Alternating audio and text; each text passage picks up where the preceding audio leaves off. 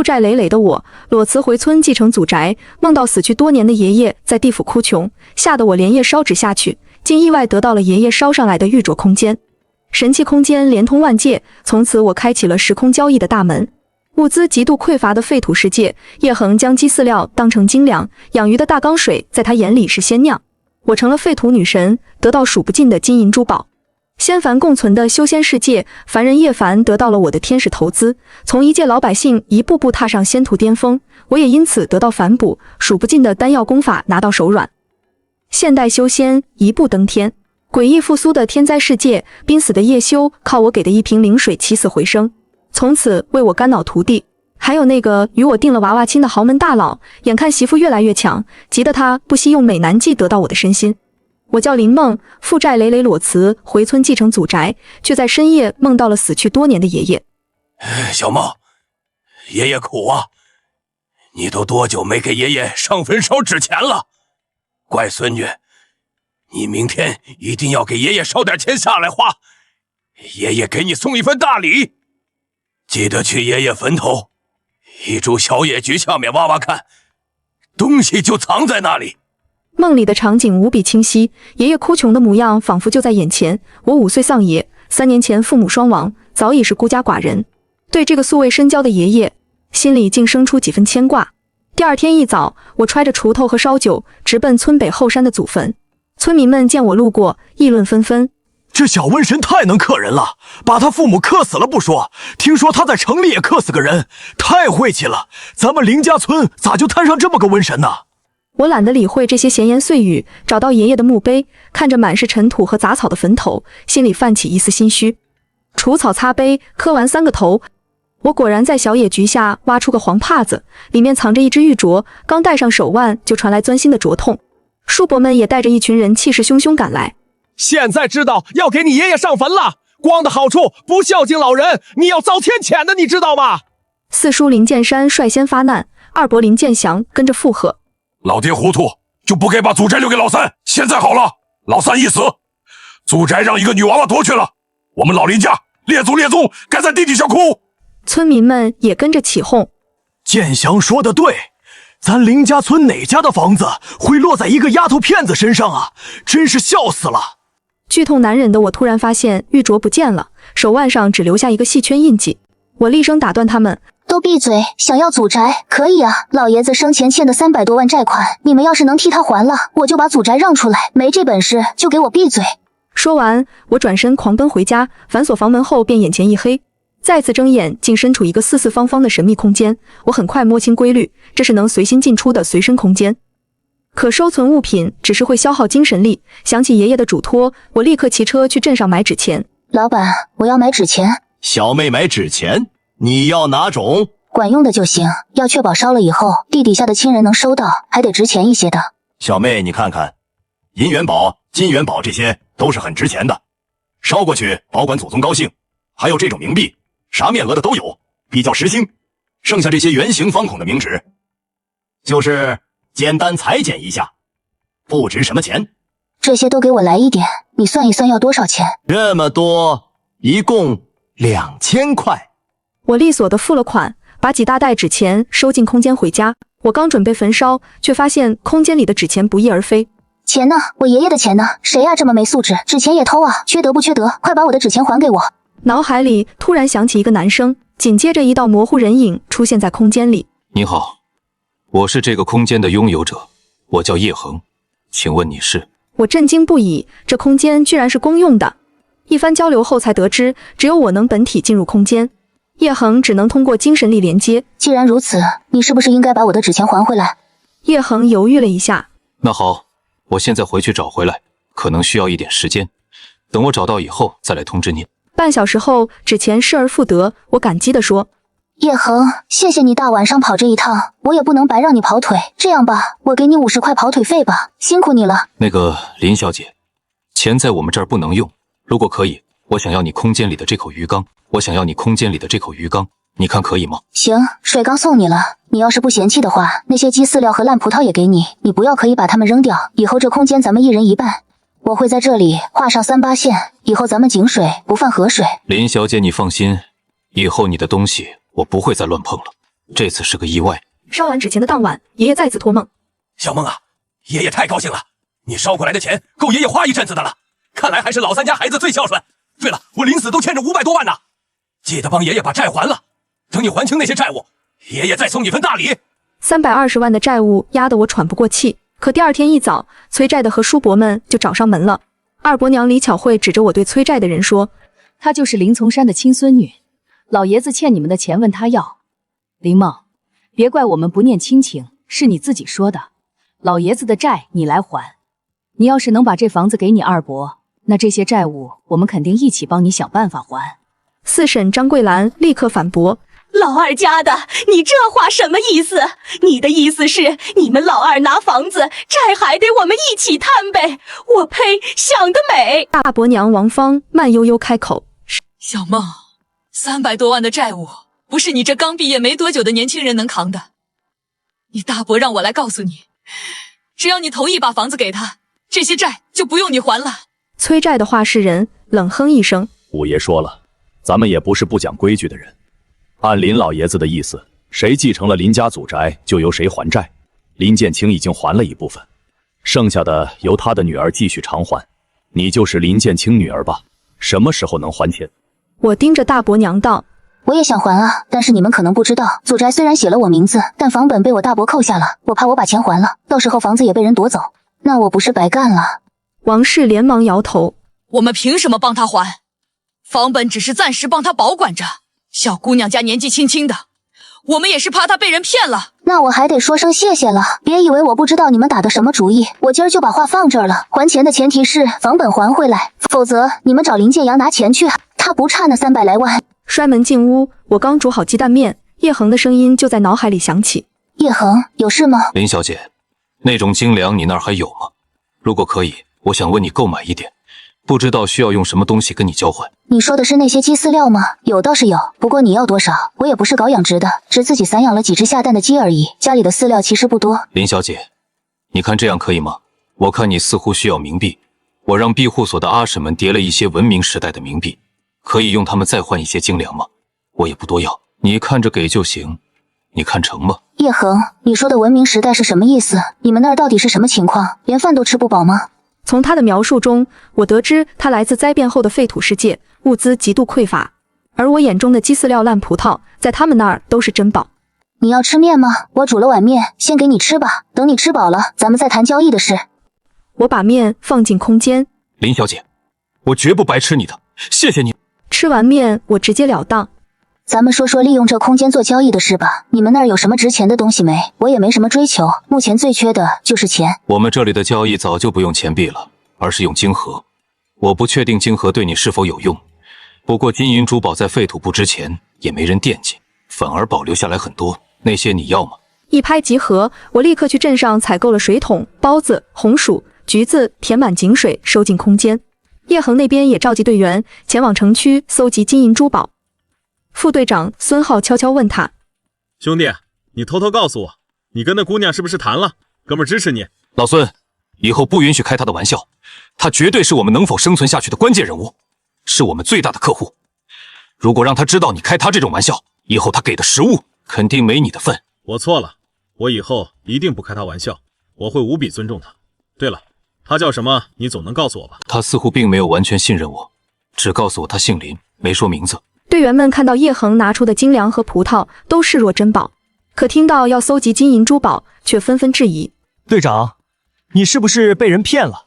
就在这时，叶恒感受到空间里涌入大量物资，连忙用精神力联系我：“林小姐，这些物资都是给我们的吗？”“当然，你清点一下吧。我一共买了8个大水桶，里面装的都是自家井里的水，干净卫生，直接喝都没问题。还为你们简单买了些吃的。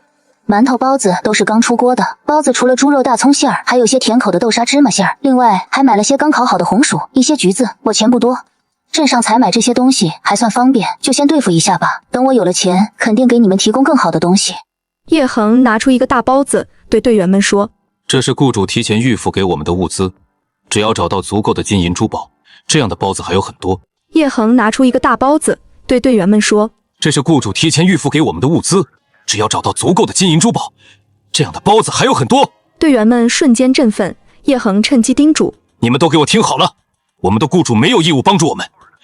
以后别让我再听到任何关于质疑他的话，否则……孙浩连忙表态：老爷，是我想歪了，你可千万别告诉他，我以后肯定把他当神一样敬着供着。与此同时，叔伯们再次上门，大伯娘王氏把房本砸在我脚边。小姑娘年纪轻轻的，本事倒是不小，也不知道你给借债的五爷灌了什么迷魂汤，算你有手段。大伯林建阳威胁道：林梦，作为长辈，我要提醒你一句，300多万的债务不是你一个丫头骗子还得起的。你去打听打听五爷的根底，就该知道，欠了他的钱不尽快还上，有你后悔的时候。这就不劳大伯操心了，老爷子的债我肯定一分不少给他还清，让他九泉之下安心。至于你们，也休想来打老宅的主意。要是让爷爷知道你们不干人事，他老人家肯定气得从坟头爬出来教训你们。赶走他们，村长张丰年找上门。村里祠堂要翻修了，你爷爷的牌位没人来认领，你去取走吧。我跟着他去祠堂，路上他突然问：对了，小梦，你爷爷生前特别要好的那个远亲，你现在还在来往吗？就是那个特别有钱的，好像是在京市做大生意的吧？我满心疑惑，爷爷哪有这样的远亲？抱着爷爷的牌位回家供奉好。叶恒的声音再次响起：林小姐，我和队友搜集了一些金银珠宝，你看看这些行不行？空间里的背包鼓鼓囊囊，打开后满是璀璨的金饰、玉器和珠宝，我激动不已。叶恒，你们的效率也太高了，我很需要这些东西，等我换到了钱，会立刻为你们采购更多生活物资的。你也可以罗列一份清单出来，只要不是特别难采买的，我这2天就能帮你们购置一批。对了，我们的交易可以一直这样维持下去，这些值钱货在我这里多多益善，咱们各取所需。林小姐，你说的是真的吗？你愿意长期为我们提供生存物资？那真是太好了。你放心，我和我的队员们会继续为你搜寻这些金银珠宝的。我立刻带着珠宝去云城出货，却遭遇金店伙计的轻视。像你这种女孩子我见多了，上城里来打工，有点金饰就想在高位卖掉又舍不得，来来回回好几趟，你要是东西小，我劝你干脆一次性全卖掉。你不是瞧不上我们这种3瓜2枣的散客吗？还追出来干嘛？我转身走进对家金店，那伙计却追来阴阳怪气：小孙，这人根本不是诚心出货的，就那点东西还抠抠搜搜，别搭理他，指不定从哪儿弄来的金子呢，说不定给人当小三儿的，小心正主过来找麻烦。你喜欢犯贱是吧？刚才我忍着不骂你，你还不满意了，追着我来找骂？欠喷的狗东西，真以为刚才自己占了上风了？店主出面解围：姓吴的，滚回你店里去！再骚扰我的客人，我就报警了。您好，女士，回收金饰的话，咱们这边请。我们店的回收金价是869一克。想了想，又补充：算900一克吧。抱歉，女士，放疯狗进来乱咬是我们店管理上的失误，影响到你了。我打开行李箱，拿出包裹金饰的红塑料袋。老板，这些我都要卖掉，你验验货，称重吧。看到满满一包黄灿灿的金饰，所有人都惊呆了。店主验货后说：小姑娘，这些金首饰你确定要全部处理掉，方便告知他们是从哪些渠道来的吗？这是家里长辈以前买的，很多证书和购买发票都找不到了，这不是现在有困难急着用钱吗？行，那我就按1公斤整给你算，90万成交，你看如何？拿到钱，我又陆续出货，很快卡里就有了200万存款。在茶餐厅犒劳自己时，我联系叶恒：你在吗？你给的那些金银珠宝我卖出去很多，赚了不少钱，今晚我在茶餐厅吃大餐，你有什么忌口的没有？我给你打包一些。林小姐，大餐就不用了，如果可以，我想购置一些药品。营地里的妇女儿童体质差，经常生病感染，还有几个孕妇就快生了。我立刻采购了常备药、消毒用具和生理盐水，又上网查询孕妇所需物资。和叶恒交流时，他提到空间可以升级，这东西叫晶石，是一种合成物，异能的升级以吸收晶石效率最佳。我们1人1枚，你也试试看。您可将它握在手心，感应其中的能量波动，从而就能自主吸收了。我尝试了2个小时，毫无头绪，握着晶石睡去。爷爷又来托梦：小梦，爷爷想你爸妈了，你找时间把他们的骨灰带回老宅子，找村长批准，开个坟在我旁边，把他们合葬了吧。对了，小三子应该有跟你提过你那娃娃亲的事吧？你找时间去一趟京市吧，要是看得上，就按照我们老辈子的想法把婚结了，主动权在咱们。哦，还有，再烧点纸钱下来，爷爷去帮你走动走动，让你的婚姻顺一些。醒来后，我满心疑惑，自己居然有娃娃亲。更意外的是，空间里出现了一扇门，显然已经升级。联系不上叶恒，我便在云城联系珠宝工作室，又卖出一批珠宝，得130万。就在这时，叶恒终于回应：林小姐，我这里的确出了些小状况，可能需要您的帮助。你说能帮的我肯定帮。林小姐，有个孩子只要一激动或者运动量大，就会出现咳嗽、喘息，随后胸闷、呼吸困难的情况，严重的时候甚至面色青紫，就像要背过气去一样。有可以治疗这种病的药吗？我可以帮你弄一些，不过都是些处方药，不是随便就能买到的。你大概什么时候需要？越快越好。我找同学帮忙买到10支小儿哮喘气雾剂。叶恒感激道：谢谢你，林小姐，我相信你。林小姐，这些东西是我们小队这2天找到的，我无法分辨真伪，您看看值不值钱，要是不值什么钱，还希望您不要怪罪，等以后我加倍补偿。没事，你之前帮我找的那些已经够多了，快去吧，我等你好消息。后来我才知道，叶恒和队员们被进化特区的精锐小队拘押，他赌上性命，用我给的药救下了特区长的女儿。特区长对他刮目相看。叶兄弟，别忙着走，你提供了我女儿的救命药，我自然要好好招待你。说吧，你想要什么报酬？我想要一个可以随意进出13特区的特权，允许我可以在这里自由交易。叶恒脱困后，第一时间联系我。林小姐，要是我以后还想要那种药，你还能提供吗？当然，我会支付相应的报酬。好说好说，你现在可是我的大客户，你要的这些东西尚且在我能力范围内，我肯定给你搞到。对了，我在网上买了些妇女生产可能要用到的东西，还有营养品，东西可能不全，但应该勉强够用。你就别谢来谢去的了，咱们合作的很愉快，就当朋友处吧。正式介绍一下，我叫林梦，以后你叫我名字就行，不用叫林小姐那么客气。叶恒感动不已，把我给的药分给队员们。这些都是女神给我们的药品，里面有包扎疗伤的药，大家快把身上的伤口处理一下。还有这个消炎药，大家1人1粒服下。女神说这样可以防止感染生病。孙浩服用后惊叹：好家伙，不愧是女神赐下的圣药，这药效也太猛了。我这伤口原本刺痛难忍，现在完全没感觉了。女神的事你们不能对外人讲，这药也得保密，要是谁大嘴巴说漏了，我叶恒绝不姑息。入夜，我再次进入空间。叶恒，你来了，你们那儿现在是什么时间？我这刚入夜。林小姐，我们这儿也是晚上，不过废土世界的昼夜并不稳定，每天的入夜时间变化不定。对了，你们晚饭吃了吗？我给你打包的虾饺、烧麦之类的都还新鲜着，你拿出去加热一下吃了吧，不要浪费。还有啊，别叫我林小姐了，叫我林梦就好，咱们的年纪应该差不多，你不用对我那么客气的。叶恒把食物分给队员们，大家狼吞虎咽。有人感慨：我的妈呀，实在是太好吃了，你这会儿就是让我去死都无憾了。叶恒叮嘱道：这顿饭的确很奢侈，不过这都是女神的恩赐，大家一定不能忘记她的恩情，也不能因此把嘴吃掉。我们不能向女神索求太多。我这边刚安排好监视器安装，爷爷的债主五爷就打来了电话。钱什么时候还呢，小姑娘？五爷，抱歉，因为没有你的联系方式，我只能等你们的人来找我。钱我凑齐了，随时可以还，你给个还款账户就行。欠条我会委托律师与你当面撤销。小姑娘，骗人可是要坐牢的。你放心，我不偷不抢不骗，钱的来路正，你只管收款就行。那行，那我等着收钱。不过我要你当面把欠款结清，稍后我会把碰面地址发你，记得准时来。按照约定来到云城的私人会所，五爷看着我说：来了，喝点什么随便点。我还了钱就走。我抢过他手中的酒瓶。大叔，时间不是这么浪费的，我很忙的，是我来还你钱，不是你还我钱啊，大哥。办完还款手续，我忍不住问五爷，有件事我想请教，我爷爷他当年问你借那么多钱，你就不怕他还不起吗？五爷突然话锋一转：林梦，你也20几了吧？打算什么时候结婚啊？叶家这么多年都没联系你吗？不应该呀。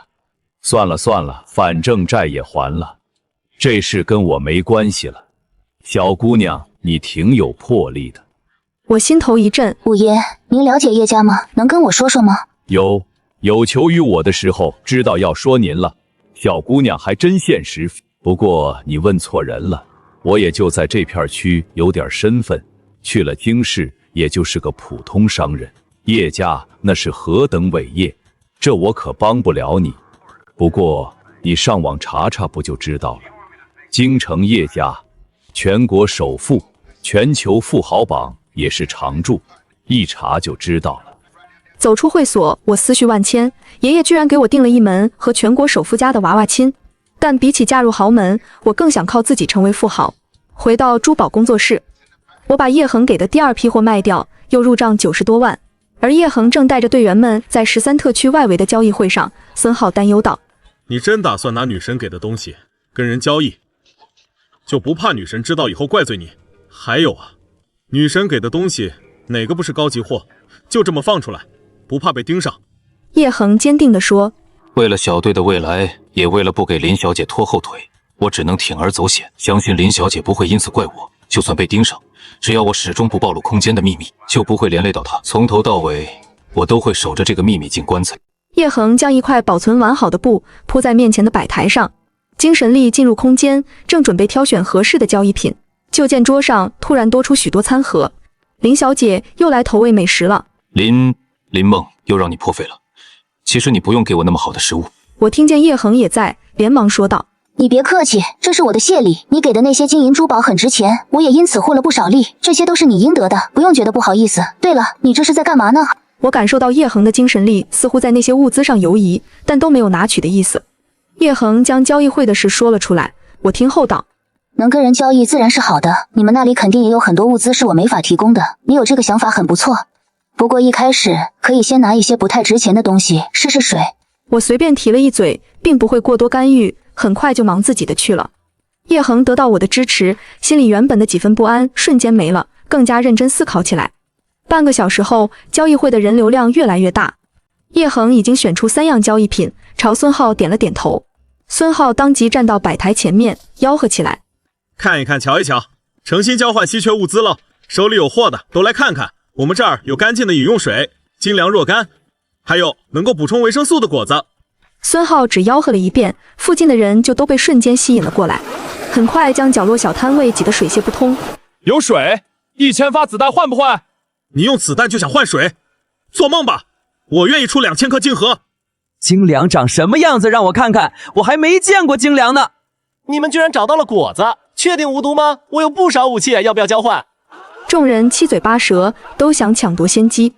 见聚集的人差不多了，叶恒这才清了清嗓子道：“我想要交换晶石或者轻量型手持精品武器，如果你们中谁有资源，可以找我私下交易。”原本还蠢蠢欲动的众人，在听到这2样东西后，一个个都失望极了。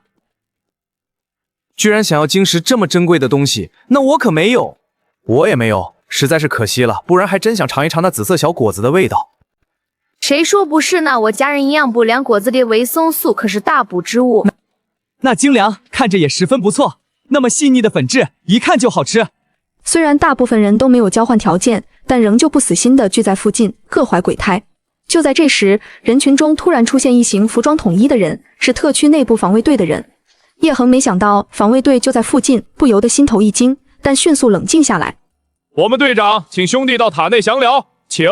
叶恒手一挥，东西全收进空间。众人见此有打劫想法的人，顿时偃旗息鼓。这人竟有自己的随身空间，那就不好下手了。叶恒和孙浩被带到特区高墙外的放哨塔内，防卫队队长罗松竟亲自起身相迎。这位兄弟，快请入座。我听说你想用高级食物换取晶石和武器，就让手下把你请来了。罗松还有任务在身，客套话就免了，直接开门见山，并将自己的一枚晶石和一把手枪放在了桌上。兄弟，你看看这把消耗晶核的镭射手枪，你看不看得中？叶恒和孙浩对视了一眼，这位防卫队队长倒是个爽快人。叶恒拿起手枪，发现果然是一把制作精良的枪械，而且镭射型的枪击距离更远，速度更快。罗松见叶恒似乎很满意，于是再接再厉介绍道：“这把镭射手枪的晶核消耗量很小，而且还有自动瞄准移动物体的功能，命中率更高。不信你可以现场试一试。”叶恒闻言，眼神顿时一亮，立刻有了决断。换一把枪械加一枚晶石，我可以给你提供更多一些的食物。罗松脸上露出欣喜，平退了自己手下后，小声问道：“我希望可以兑换到更多那种紫色的小果子。我的孩子对医疗队研发的营养补给过敏，无法吸收。他缺乏维生素，缺乏的厉害，经常生病。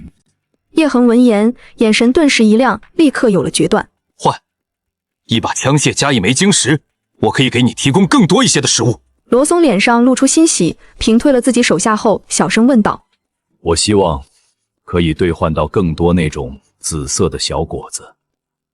我的孩子对医疗队研发的营养补给过敏，无法吸收。他缺乏维生素，缺乏的厉害，经常生病。叶恒闻言，狠狠一愣：您的孩子也会缺维生素。特区内虽然果子难求，但想吃蔬菜，应该还是不成问题的吧？罗松闻言，狠狠叹了口气，脸上满是无奈。特区内的土壤并没有你们想象的那么干净，且蔬菜的产量一直在走低。你们臣民可能觉得我们上民不缺物资，但事实上，我们的生活并没有你们想的那么好。珍贵的资源仍掌握在少数人手中。营养补给大人吃了尚且容易出现不适反应，其实特区里的孩子们很多都对补剂过敏，我也是没办法了，才想着买你那果子试一试。叶恒骇然，原来净化特区里这些高高在上的上民也不是在天堂。这么一对比，女神提供给他们的资源绝对算是顶级品。他下次交易更得小心。最终，叶恒与罗松达成了交易，他带走对方的一枚晶石和一把镭射枪，而他也提供给罗松几十粒蔫巴的葡萄以及一只最小的橘子。当天晚上，罗松的孩子就吃下几粒葡萄，哭着闹着还要吃。罗松偷偷尝了一小口，当即便做了个决定，他要想办法和叶恒搞好关系。他手里有比特区内还优质的果子，此人绝不简单。我从云城离开，并没有回去林家村，而是回了我与父母居住了20多年的镇子。父母的骨灰盒安放在镇上的公墓里，小小一间墙上小龛，便是他们的安息地。办完手续，我回了镇上的小房子。入夜与叶恒交流了一下交易结果后，我刚准备躺下，手机就突然收到了老宅有人进出的提示。我在老宅院子里、主屋以及几个房间的角落里都装了摄像头。我点开手机，果然看到一个鬼祟的身影猫腰进了院子。再仔细一看，这不是林倩倩吗？林倩倩完全不会想到我会在家里装那么多监控。她确定我真的不在家后，便大摇大摆开始到处翻找东西。房本我出门都会带身上，根本不会给大伯他们机会。屋子里除了一些老旧家具和我的陈年旧衣，没有一样值钱的东西。林倩倩翻找了一会儿，便失了兴趣。果然跟妈说的一样，穷不拉几的读书好有什么用？去过魔都又怎么样？还不是穿的住的都不如我。切！林倩倩鄙夷地吐槽着，殊不知她的一举一动，包括说的每一句话，吐的那一口痰，都被我看在眼里，听得仔仔细细。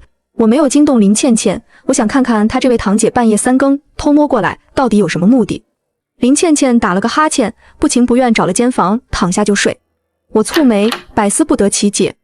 我暂时想不到这林倩倩的目的，便不再纠结，定了个早起的闹钟睡了。睡饱醒来正好6点，我当即打开监控器，继续盯着林倩倩的一举一动。直到9点多，林倩倩才爬起来，简单收拾了一番后，她便坐在了院子里，像是在期待着什么，目光时不时瞥向大门。不多时，我便看到自家大门口驶来一辆黑色轿车，套的还是金牌。我一下子有了眉目，紧紧盯着林倩倩。一位约莫50多岁的老人从车上下来，敲响了林家大门。一瞬间，林倩倩激动地弹跳起来，速度惊人，开了门。林小姐，我是京市叶家的管家，先前已与你父亲通过电话，这次是来接你去叶家的。林倩倩早就按捺不住，激动的整个人微微颤抖。老爸说的果然没错，他们林家跟那个全国首富叶家有婚约，只可惜婚约对象是继承老宅的那一个。林倩倩此时觉得自己嫁进豪门已是板上钉钉的事，不由得傲气起来。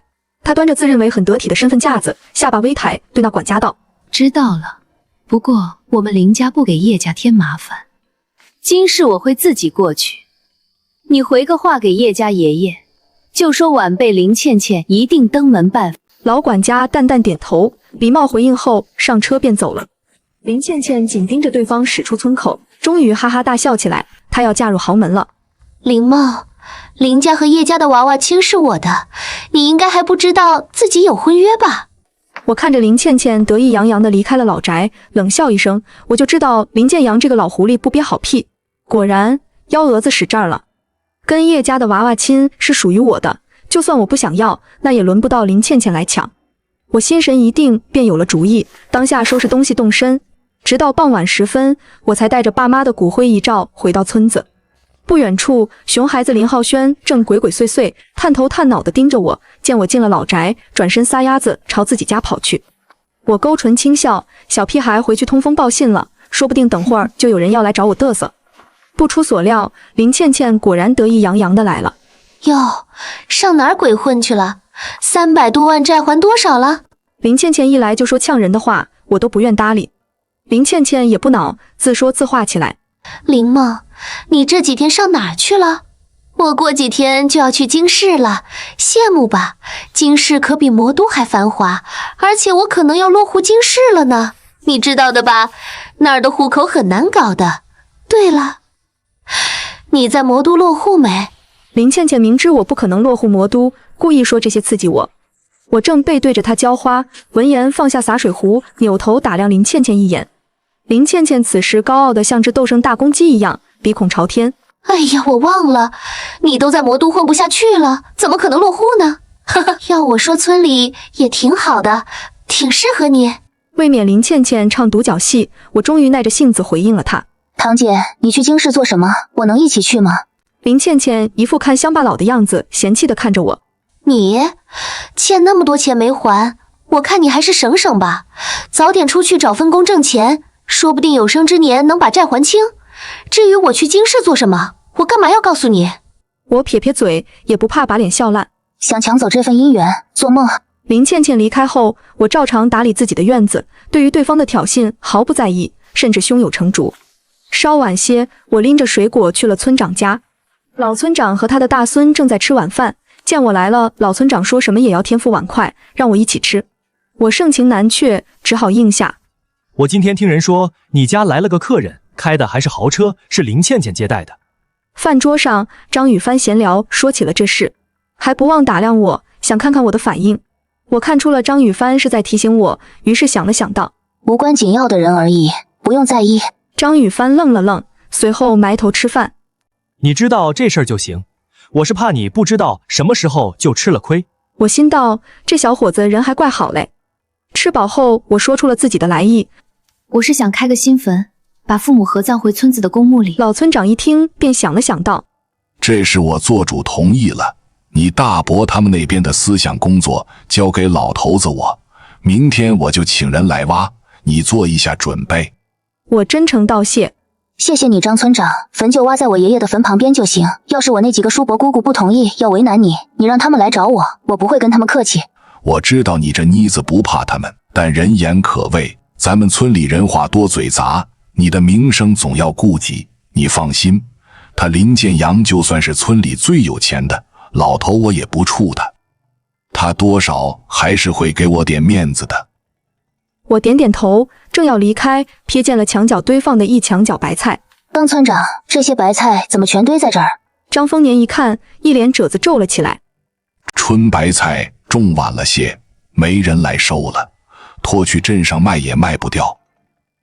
我打算过几天和小帆一起把它们都腌了，你要喜欢就拿2个回去烧汤吃。我闻言灵机一动，来了兴致。这些白菜我都要了，让您孙子来称重，算算多少钱。张丰年以为自己听错了。你买那么多白菜做什么？这里少说也有100来颗，至少得是500-600斤。村长，我有朋友前段时间正好问我来着，他现在搞农副产品，您这大白菜品质不错，我帮他收了。张丰年这下没了负担，赶忙乐不颠的让张雨帆来帮忙。称重花了些时间，等张罗着让张雨帆推大板车运白菜时，已经月亮高悬。600多斤白菜，张村长原本只报价2毛1斤，差收购价1半。我硬是按5毛1斤算，给了老村长300多块钱。张雨帆一边推车，一边悄悄打量我。有什么话就说，不用一直偷看我。感觉到他的目光，我忍不住翻了个白眼。张雨帆不好意思的干笑2声道：那个，我还是想提醒你一下，你堂姐她好像偷溜进了你家。今天上午有辆豪车停你家门口，应该是来找你的。但是你堂姐帮你接待了。我闻言心里一暖，这小子人真不错，于是勾唇笑道：我知道啊，我大伯那一家子是什么人，我清楚得很，谢谢你的提醒。张雨帆点了点头，没再继续这个话题。到了我家，他埋头搬白菜。不用，尽管我一再要求自己来搬，小伙子就是不肯，非要忙前忙后，累得气喘吁吁。我去给你茶水都没喝一口就屁颠颠走了。小伙儿很不错，踏实肯干，的确很适合当基层干部，预祝他早日上岸吧。我念叨着，随后紧闭院门，抬手一挥，将所有大白菜都收进了空间里。那么多东西进入空间，正在休息的叶恒一下子察觉到了，他连忙将精神力探入空间内，看到一颗颗硕大的白菜正躺在地上，堆成小山，数量颇多，没忍住当场就大叫了一声。等反应过来后，又觉得自己严重失态，连忙心虚地捂住嘴巴。林小姐，林梦，这些白菜是……我跟着进入空间，指着小山般的白菜堆道：你们那儿应该没什么蔬菜吧？这些白菜你先放开了吃，等我忙完这一阵，就再多买些品种的蔬菜给你。叶恒因为激动，呼吸都急促起来。林梦，真的太感谢你了，这些白菜对我们来说太珍贵了。对了，我也有东西要给你。叶恒操控精神力，将交易得来的晶石和镭射枪移到了我面前。晶石你见过的我就不介绍了，还有这把轻量型手枪也是给你的，能防身。我瞪大眼睛看着面前小巧精致的手枪，小心翼翼伸手拿起，比想象中的轻，而且没有真枪的实感。这枪要怎么用？叶恒给出一枚晶核，详细说明了用法。我虽然心动，但还是没有收下。这在我们这儿是违法的，而且我也用不到，还是你自己留着用吧。这枚晶石我就笑纳了。叶恒闻言也没有勉强，不过这手枪他并没有拿走，而是留在了空间里。对了，叶恒，手枪虽然我用不了，但我确实想要一件可以防身用的小武器，不能有太大的杀伤力，但可以制敌的那种。你要是有头绪，可以帮我找一件。我们这儿恶意伤人是犯法的，但如果遇到危险，我也想自卫。叶恒一听，顿时紧张起来。你是遇到什么危险了吗？那倒没有，只是想着我一个女孩子，以防万一嘛。叶恒自然是将这件事放在了心上，切断精神力后，立刻就张罗去了。第二天，我收到了老村长的消息，带上爸妈的骨灰盒去了坟地。此时，全村半数人都已经守在四周看热闹。我打眼一瞧，没见一个林家人过来。张丰年见我来了，缓缓上前：你几个叔伯说了，他们不阻拦，你就安心给你爸妈迁坟就是了。我倒是有些惊讶，我大伯他们这次那么好说话。村长也泛起嘀咕：还真是，你大伯这次特别好说话，平时肯定要骂上两句的，可能是觉得毕竟同根生的，人死了没必要为难吧。真是这样吗？我心里10000个不信。忙完了父母迁坟的事，我心里的小石头也算落了地。当天晚上，爷爷又入梦了。这一次，我明显感觉老爷子脸上的笑容多了许多，人也变得很精神。哈哈哈，我的好孙女，爷爷托你办的事，你都效率这么高的完成了。你爸妈这边我已经安排他们投胎去了，爷爷以后还是一个人，你可不能不管我。对了，我已经帮你打过招呼了，叶家你只管去，他们不敢欺负你。京市有座古寺很出名，抽空帮爷爷在那里立块往生牌。爷爷，再送你件宝贝。清晨，我迷迷糊糊醒来，第一时间回忆老爷子昨晚的托梦，却发现关于提到的父母的事，我怎么都记不起来。但老爷子交代我立牌的事，我倒是记下了。一想到老爷子也是个神人，送的镯子空间就很合我心意，这次办好事又能得份礼物，我便坐不住了，当即收拾行李，买了最快赶往京市的机票。我前脚刚走，林倩倩后脚也出发了。云城唯一的机场候机厅里，我远远的就瞥见了林倩倩的影子，忍不住发出一声轻笑。还真是对嫁入豪门势在必得呢。我并没有出现在林倩倩面前，两人不是同一航班，我没必要去惹一身腥，就让林倩倩再做一会儿豪门梦好了。叶恒与队员们几经周折，终于回到了营地。这趟出去收获颇丰，队员们都眼巴巴地等着叶恒拿出女神赠予的东西。去通知下去，让各家都派一位代表过来领物资。孙浩，把劳作记录表格拿来看看，咱们按照贡献度分配物资。老人、孩子和无法劳作的孕妇可以适当多给一点。10分钟后，开大会的帐子里已经挤满了人，每个人的脸上写满了期待。是要分配物资了吗？我听说叶队长最近遇到了贵人，之前咱们分得的那些水和精粮就是那位贵人给的。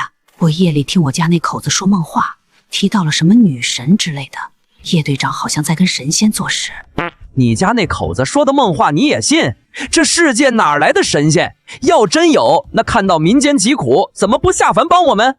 不管有没有叶队长，找到那么多物资总归是好事。咱们庇护所以后说不定就不用饿肚子了。叶恒扫过众人期盼的眼神，随后朝孙浩点头示意。下一秒，孙浩走到帐子角落里，一把掀开盖布，白花花的馒头瞬间映入眼帘，甚至还有很多他们没见过的东西。一时间，整个帐子都沸腾了。有些等不及的难民甚至做出了想要上去抢的架势，却被荷枪实弹的队员们阻拦住了。叶恒神情严肃地看着每一个人道：“物资得来不易，我叶恒不是专横不讲理之人。只要你们安分守己，持续为大家的生存做贡献，就一定能分配到应有的物资。但是……”叶恒话锋一转，语气突然变得犀利起来：“如果有人胆敢触及底线，不守规矩，那么我也有权行使庇护所领队的权利，将人驱逐出去。落单便意味着死亡。”叶恒此话一出，所有人都大惊失色，彻底没了不该有的想法。叶恒很满意众人的反应，继而又道：“相信有些人已经听到一些风声，说这些物资是有贵人相助。不错，我的确遇到了一位贵人，他是这世界上最善良的人，这些物资都是他提供的。”叶恒一语激起千层浪，众人都惊了。叶队长，那位贵人不是神仙，那位神仙真的愿意一直给我们提供物资吗？你们首先得明确一点，女神没有帮助我们的义务，这一切都要看我们的表现。谁惹恼了女神，说不定她就真的不会再管我们了。话音刚落，所有人都神情紧张起来。我们绝不让女神失望。叶队长，请一定告诉女神，让她放心，我们会按照她的神旨做。以后谁敢违抗女神的旨意，就是整个庇护所的敌人。对，就是敌人。叶恒满意地点点头，以此来约束这些人的行为，倒是个不错的办法。你们的承诺，我会向女神传达。下面就来发放物资。叶恒开始介绍物资情况，所有人都瞪大了眼睛。这些是包子和馒头，加热以后食用。圆形的包子里是带了馅料的，还有肉包子。这些是烤红薯，可以放进火堆里再烤一烤。黄色的果子叫做橘子，剥了皮食用。女神说，橘子皮不用扔掉，可以放进水里煮水喝，或者晒干了放进精粮里防虫。最后的最后，女神给了我们很多白菜，每户可以拿走1颗。怎么吃多久，你们自己决定。叶恒一口气介绍完，众人猛地惊呼起来，帐子都快被掀翻。有肉吃了，肉包子是什么？我听都没听过。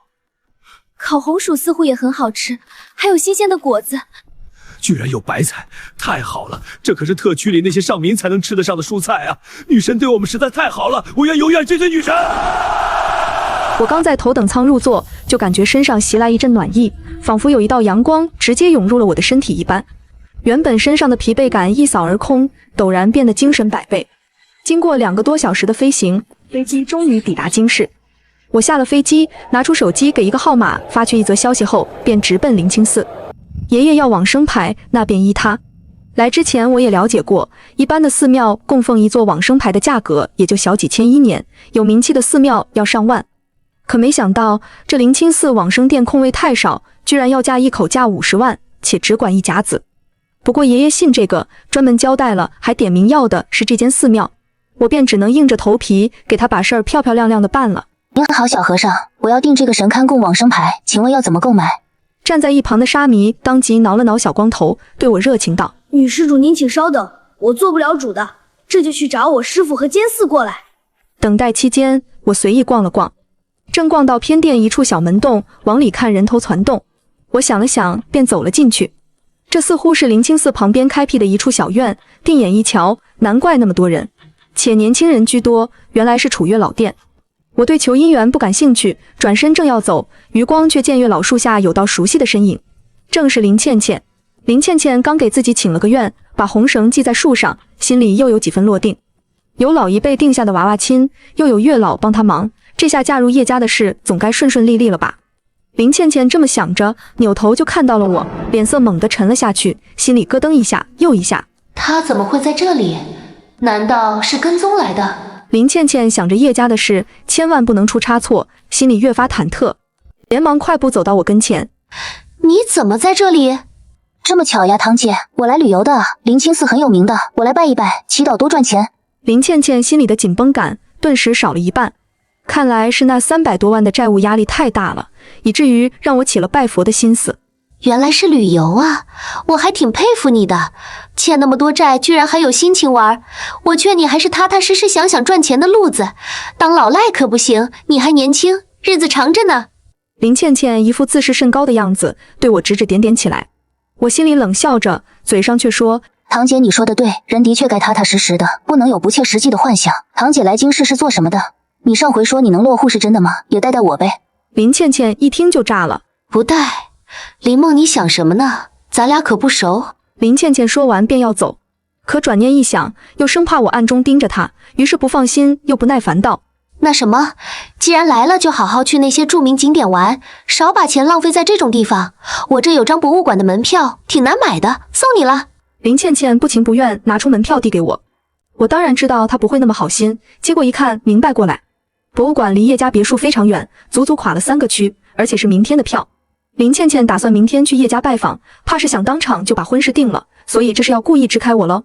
我笑眯眯地将门票放进包里，不客气道：那我就不客气了，我还有事，先走了。我哼着小曲儿离开，林倩倩盯着我的背影，恨得牙痒痒。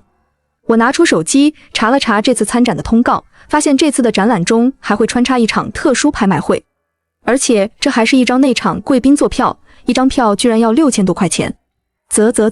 林倩倩真是下血本了，我都替她觉得亏啊。回到往生殿，小沙弥正摸着小光头到处找我。施主小姐姐，可找到你了，我师父和监院相部来了，往生牌你还立吗？我笑着挠了挠小和尚的脑袋，余光看到2位老僧人已经在等着了。谢谢你啊，小和尚。经过与监院的交谈，我最终确定了供奉往生牌的流程。一会儿交了费用后，寺里会立刻安排。此时周围也有不少在观望的游客，听到又有人订了个往生牌，窃窃私语起来。不知道又是哪家有钱人，舍得花50万给一个死人在这里立牌位的。嘘，小点声。佛祖面前不要犯忌讳，有钱人就信奉这些，50万对他们来说就是洒洒水的事情，不要被贫穷限制了。说到底还是没钱，我要是有钱也愿意花这个钱。林倩倩刚好走到附近，听到众人议论，踮起脚尖想要看看真正的有钱人是什么样的。探头探脑间，林倩倩好像看到了个熟悉的身影，仔细一瞧，发现我居然在往生殿内和和尚打扮的2个老者正在同我说什么。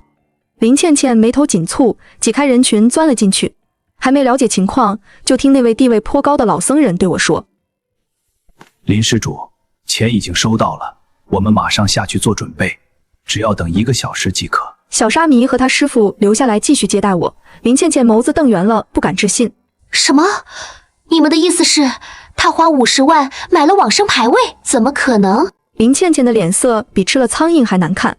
我冷眸对准林倩倩，笑意不达眼底。堂姐还没走啊，姻缘求得不顺利。林倩倩咬牙切齿，低喝道：林梦，你怎么有50万的？他们不是说你没钱吗？我神情淡然道：我怎么不能有50万？我给爷爷立往生牌，你有意见？林倩倩根本听不出我话里有话，神色扭曲极了。你这么做，通知我爸他们了吗？你越过长辈做这些事，安的是什么心？我笑了。真可笑，你们连给爷爷扫墓都没做过，凭什么质问我？你们不孝是你们的事，还想阻止我给爷爷尽孝心不成？花你家钱了？怎么？你是觉得这钱不该拿来给死去的爷爷花，得等着让我那几个叔伯来算计是吗？林倩倩一听，脸上的愤怒更甚，下意识想大吼大叫，却突然发现周围人看她的眼神不对。堂姐妹啊，听这意思是堂妹给爷爷立往生牌，做堂姐的不高兴了。呵呵，真有意思，孝心对比，一个天上一个地下。可能是觉得堂妹这么做太打他们脸，怕被说闲话吧。也有可能是亲许想打这50万的主意了。林倩倩见自己成了众矢之的，只得先逃离。临走时，林倩倩恶狠狠地瞪了我一眼，我冷笑置之：施主，家庭不和睦，往往越在乎这份亲情之人，越容易受伤害。谢谢高僧指点，道理我懂，我不会被这些所谓的亲情绑架的。林倩倩怒气冲冲地离开灵清寺后，立刻给林建阳打去电话，把遇到我的事都说了一遍。当天晚上，林建阳便召集几个兄弟姊妹商量起来。爷爷的往生牌总算立住了。临走时，监院还想让我为自己立一块长生牌，但被我拒绝了。乖孙女，爷爷知道你已经给爷爷立好往生牌了，花了不少钱吧？别担心孩子，爷爷会在地下保佑你的。咱老林家的孩子过得必定顺风顺水。蒸蒸日上，老宅里爷爷以前常用的那只炉灶，你把它砸碎了，里面有好东西，算是爷爷丢下那么大一个烂摊子给的补偿吧。记住，东西拿到手后要一直带在身上，以后你就会明白的。老爷子卖了一个好大的关子后消失了。等我醒来，回想起昨晚的托梦时，脸色一阵好一阵坏的。老爷子说咱老林家的孩子日子必会过得好，可千万别把大伯他们也算上。这时手机铃声响起，我接了通电话后便立刻洗漱出了门。林倩倩打扮光鲜奔赴叶家，叶家祖宅在京市天云山半山腰上，据说这座山风水极好，开发出的每一栋别墅都价值连城。而叶家所在的半山峰是风景最盛之地，整个山头都是他们家。林倩倩乘坐的网约车缓缓停靠在山脚，前面就是几座岗亭，训练有素的物业保安，全方位站岗。怎么不走了？继续往前啊！林倩倩此时已显得有些紧张，坐在车后座，不停地搓着手心里的汗。这位小姐，这里可是全京市最富的一座山，整座山都是私人领地，闲人免进的，你得是这里的住客或者有受邀才能进去。只管往前开，我是被邀请来的客人，还能把我拦下不成？自信不过几秒，林倩倩很快就被打脸了。叶家，我们这里并没有收到叶家有访客的消息，赶紧走。你确定要得罪我？我可是叶家请来的贵客。像你这样的人，我们见多了。你们这些只想攀高枝的人，为了能见叶家人一面，什么理由都有。偏偏你这样吓唬人的办法最低级。快点走，别挡路。保安轻蔑的态度让林倩倩感觉到了前所未有的羞辱。偏巧这时那司机也看不下去了，要不你赶紧下车吧，我下一单生意来了，得赶紧走了。你把钱结一下，快点下车。你吼什么？你还没把我送到目的地，我凭什么给钱？你能进得去吗？还说什么贵客？我看你失心疯了吧，自己几斤几两都不知道。司机人高马大，拽着林倩倩便下了车，钱也不要了，扭头就把车开走。冰凉的雨水瞬间砸在林倩倩身上，才穿第一天的新裙子沾上雨点，心疼死她了，美美的妆造也花了。林倩倩恨不得原地大叫。我出了酒店门就被叶家管家接上车。没错，上回我从监控里看到林倩倩接触叶家人后便有了主意。卡点见到了要从云城登基的叶家管家刘伯，我直接亮明身份，并将老爷子老宅的房本给对方看。林倩倩冒充老宅户主的事，叶家人自然已经知道。豪车行驶到山脚，我一眼看到了淋成落汤鸡，正在雨里咆哮的林倩倩。咦，堂姐，你怎么在这儿？暴怒中的林倩倩冷不丁听到这熟悉的声音，再看到我好整以暇地坐在豪车内，紧接着又瞧见了叶家管家也在车里，她整个人如遭雷劈。你怎么？你是想问我怎么会在这里？堂姐，你不会以为偷溜进老宅这事我不知道吧？你借了我的名义和刘伯接触，却不告知我，是想做什么？不会是想顶替我跟叶家谈婚论嫁吧？我没有给林倩倩任何辩解的机会，直接拆穿了她的算盘。一旁的刘伯神色晦暗不明地盯着林倩倩，这一刻林倩倩浑身如坠冰窖，寒意不断地涌了上来。我心里冷笑，雨点砸在林倩倩身上，让她毫不狼狈，我却并不同情。妹妹，你听我解释，其实刘伯，我们走吧，别让叶老爷子久等。我瞥了眼开口狡辩的林倩倩，抬手就把车窗门关上，完全不给对方机会。车子缓缓驶离，溅起的泥点子泼了林倩倩一身，她狼狈地在雨中不断发脾气跺脚，却只得来几个保安讽刺的嘲笑。随着汽车越发深入，我也终于见识到了京市有钱的权贵们住所。这些山间别墅或富丽堂皇，或别有意境，每一幢都是他住不起的模样。想想兜里原本上百万的存款，如今也只剩下40多万，我欲哭无泪。好在空间还在，只要我不断资助叶恒，相信叶恒也不会让我失望的。林小姐，我们到了。叶家老宅倒不似别家那般奢华浮夸，但用材考究，看得出底蕴深厚。我刚踏进叶家门，就听到屋里传来一声不羁的怒喝：“老头，你老年痴呆了吧？几十年前的娃娃亲，你也同意？问过我同意了吗？我叶晨玉虽然在你们眼里不学无术，远不如大哥优秀，但好歹也是你亲孙吧？你怎么能让我娶一个村姑？”我眨眨眼，村姑是在说我吗？刘伯此时也一脸窘迫地冲我尬笑了笑，连忙冲进屋子，免得这二世祖再说出什么不体面的话来。我撇撇嘴跟上，无语极了，这叶晨玉便是爷爷说的娃娃亲对象。老爷，二少爷，林小姐来了。叶家老爷子狠狠瞪了叶晨玉一眼，警告他闭嘴，随后才转而一脸慈祥地看向刘伯身后的来人。叶爷爷您好，我叫林梦，林从山是我爷爷，初次见面。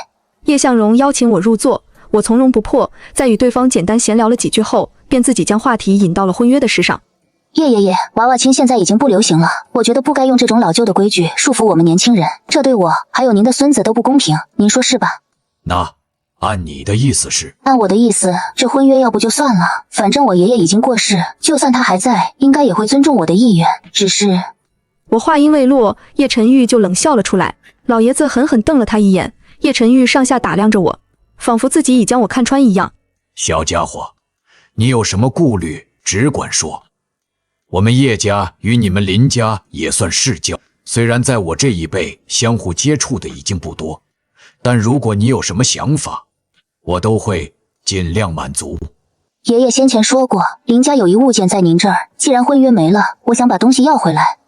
叶老爷子似乎就等我开这口了。闻言，当即朝身旁扶手的抽屉里取出了一只木盒子。你就算不提，我也是会把东西物归原主的。东西到手，多谢。我找了个理由，很快就离开了叶宅。那孙子盯我的眼神太直白了，就差把慢走不送几个字刻脑门上。我走后，叶晨玉便狠狠松了口气。太好了，这人还是挺有自知之明的，算他识相。哼，蠢吉，你没发现人家压根没正眼看你吗？是人家没看上你，傻小子！我紧握着木盒子，快步往外走，一刻也不想多留。上车的瞬间，一辆库里南擦身而过，稳稳停在叶家门口。我只来得及看清下车之人的背影，司机便带着我离开了叶家。庇护所经过昨夜的狂欢，一夜之间便有了欣欣向荣之象。每个人的脸上都挂着久违的笑容，互相谈论着昨天的晚饭。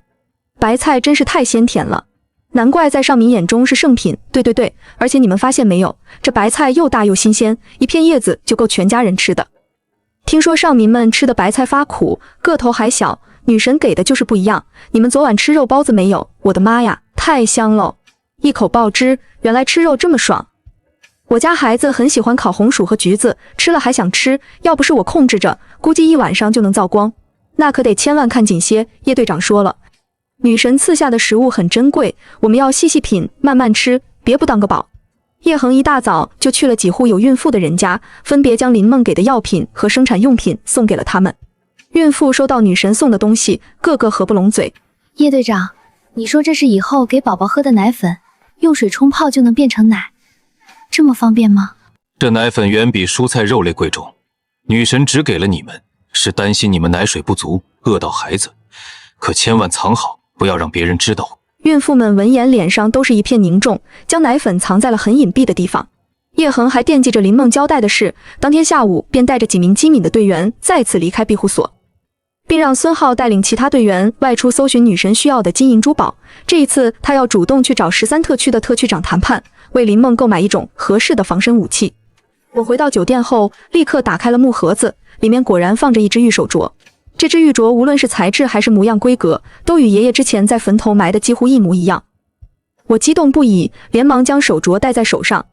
片刻后，那股熟悉的灼热感果然出现了。忍着疼痛，我兴奋的眼睛一眨不眨，紧紧盯着自己的手腕，直到手腕上浮现一圈黑色纹路，我才敢喘气。有了第一次进入空间的经验，这一次我主动通过精神力进入到新的空间内。这个独立空间竟比与叶恒相通的第一个空间大上1倍。空间内有几把木剑，几身换洗的衣物，还有一些杂七杂八的物件，看着都很古旧。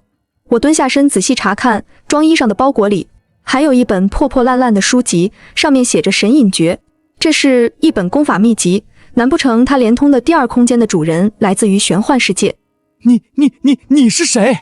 突然，一道略显青涩的少年声音在空间内响起，显得很紧张。我很快便感觉到有一道陌生的精神力正在探查我。叶凡原本在后山修炼，却突然感觉自己刚得到不久的灵府空间里出现了陌生人的气息。结果精神力探入，就发现了一道模糊的身影在他的空间里走来走去，吓得他差点破功。少年别慌，我不是坏人，你这灵府空间与我空间相连，我们是有缘之人。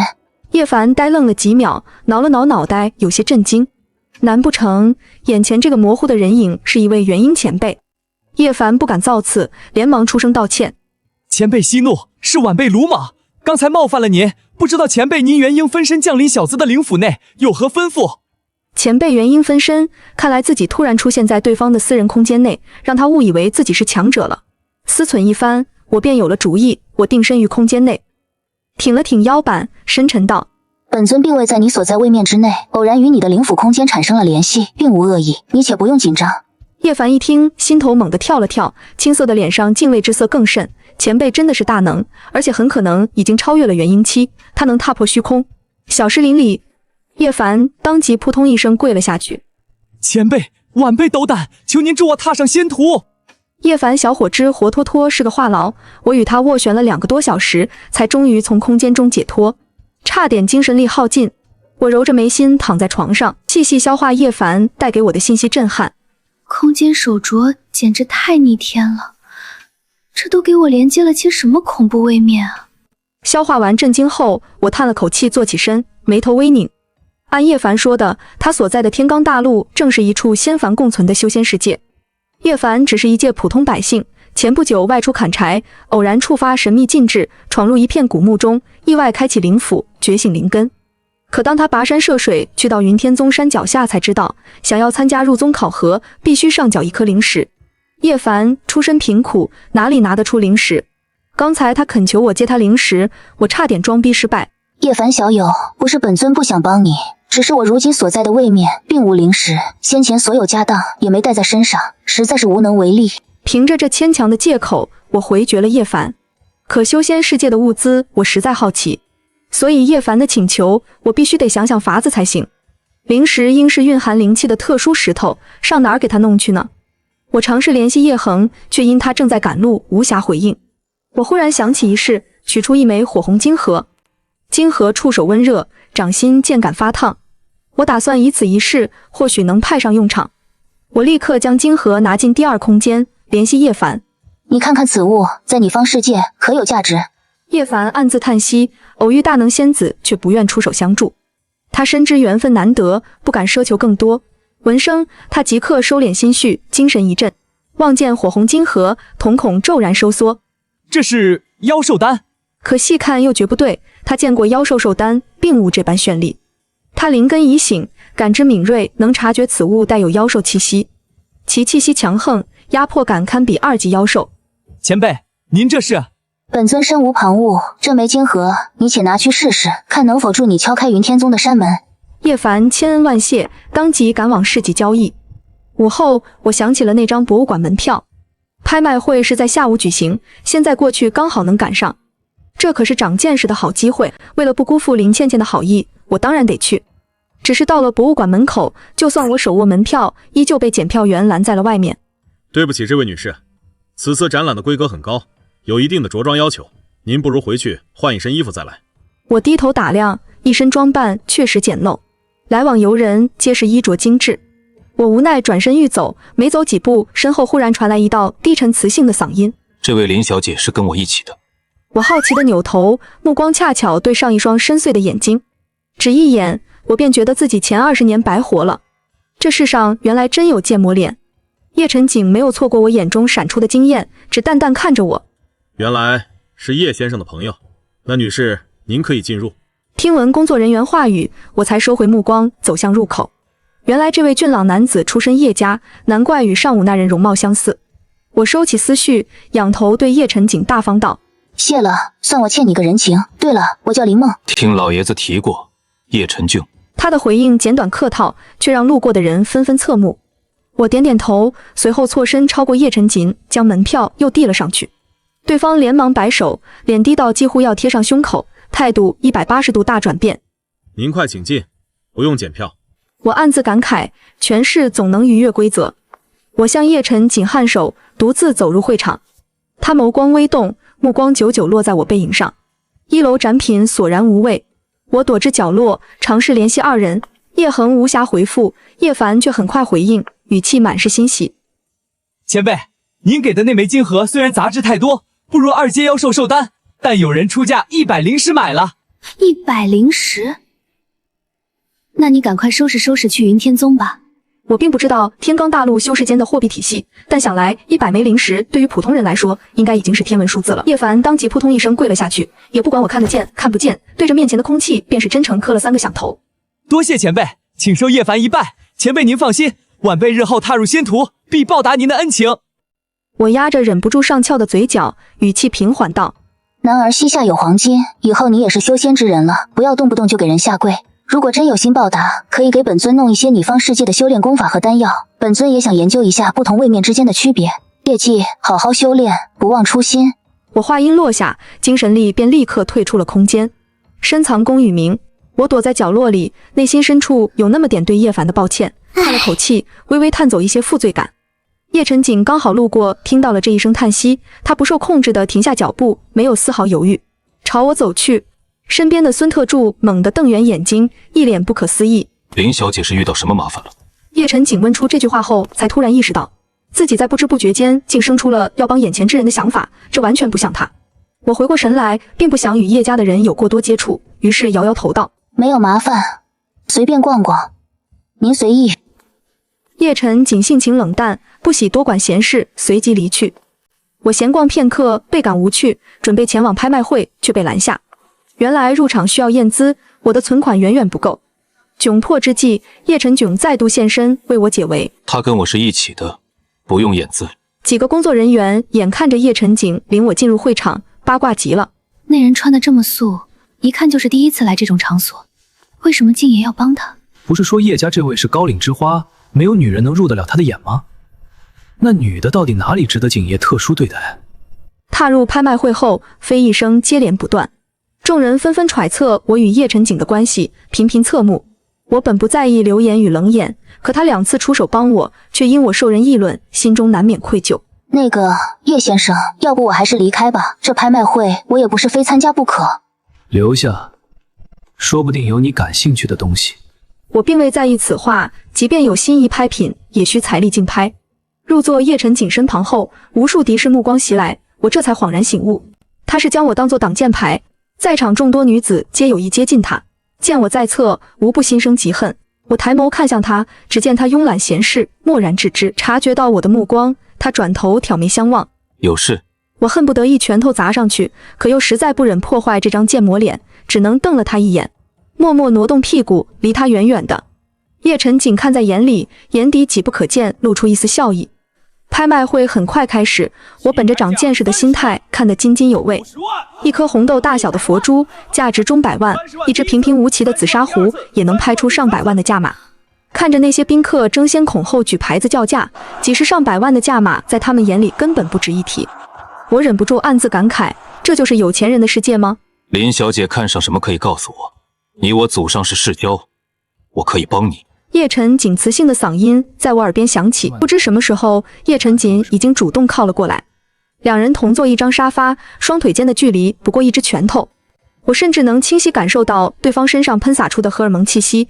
我努力让自己表现得平静，深吸一口气，回应道：叶先生客气了，我保个眼福就行。拍卖会行程过半，我也大致了解了拍卖会流程。就在我打算起身离开时，下一件拍品刚刚端上来。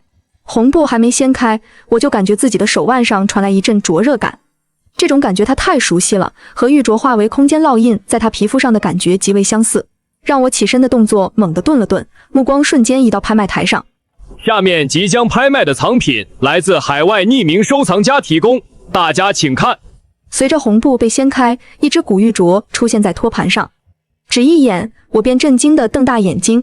我去，还有，这已经是第3只空间玉镯了，这玩意儿什么时候成烂大街的东西了？我强压心绪，急切盘算筹钱，势必要拍下那只玉镯。叶晨景察觉我的异常，又见玉镯酷似叶2家定亲信物，瞬间了然。他不等介绍结束，率先举牌竞价，全场骤然寂静，众人纷纷揣测其意。待我反应过来，玉镯已落入他手，我心头一紧，撞进他似笑非笑的目光里。想要，送你了。不轻不重的磁性嗓音响起，全场哗然。500万，老叶家的人果然是豪气。那小姐是什么身份？得抓紧去查一查才行。能让叶家这位爷一掷千金的女人，肯定不简单。500万，超了起拍价整整300万。我搞清楚一切状况后，只觉得天都塌了。叶晨锦早已将玉镯塞进我怀里，一副你不用太感激我的神情，看得我牙根痒痒。500万一只镯子，我还必须硬着头皮收下。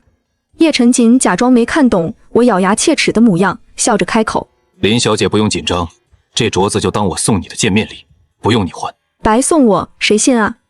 可想了想，我最终还是忍痛认下了这笔债。300多万他都还了，500万他也一样能还得起。叶先生，你的好意我心领了，这玉镯我先收下。不过这500万不该你来出，我会想办法还你的。等会儿我就写欠条给你。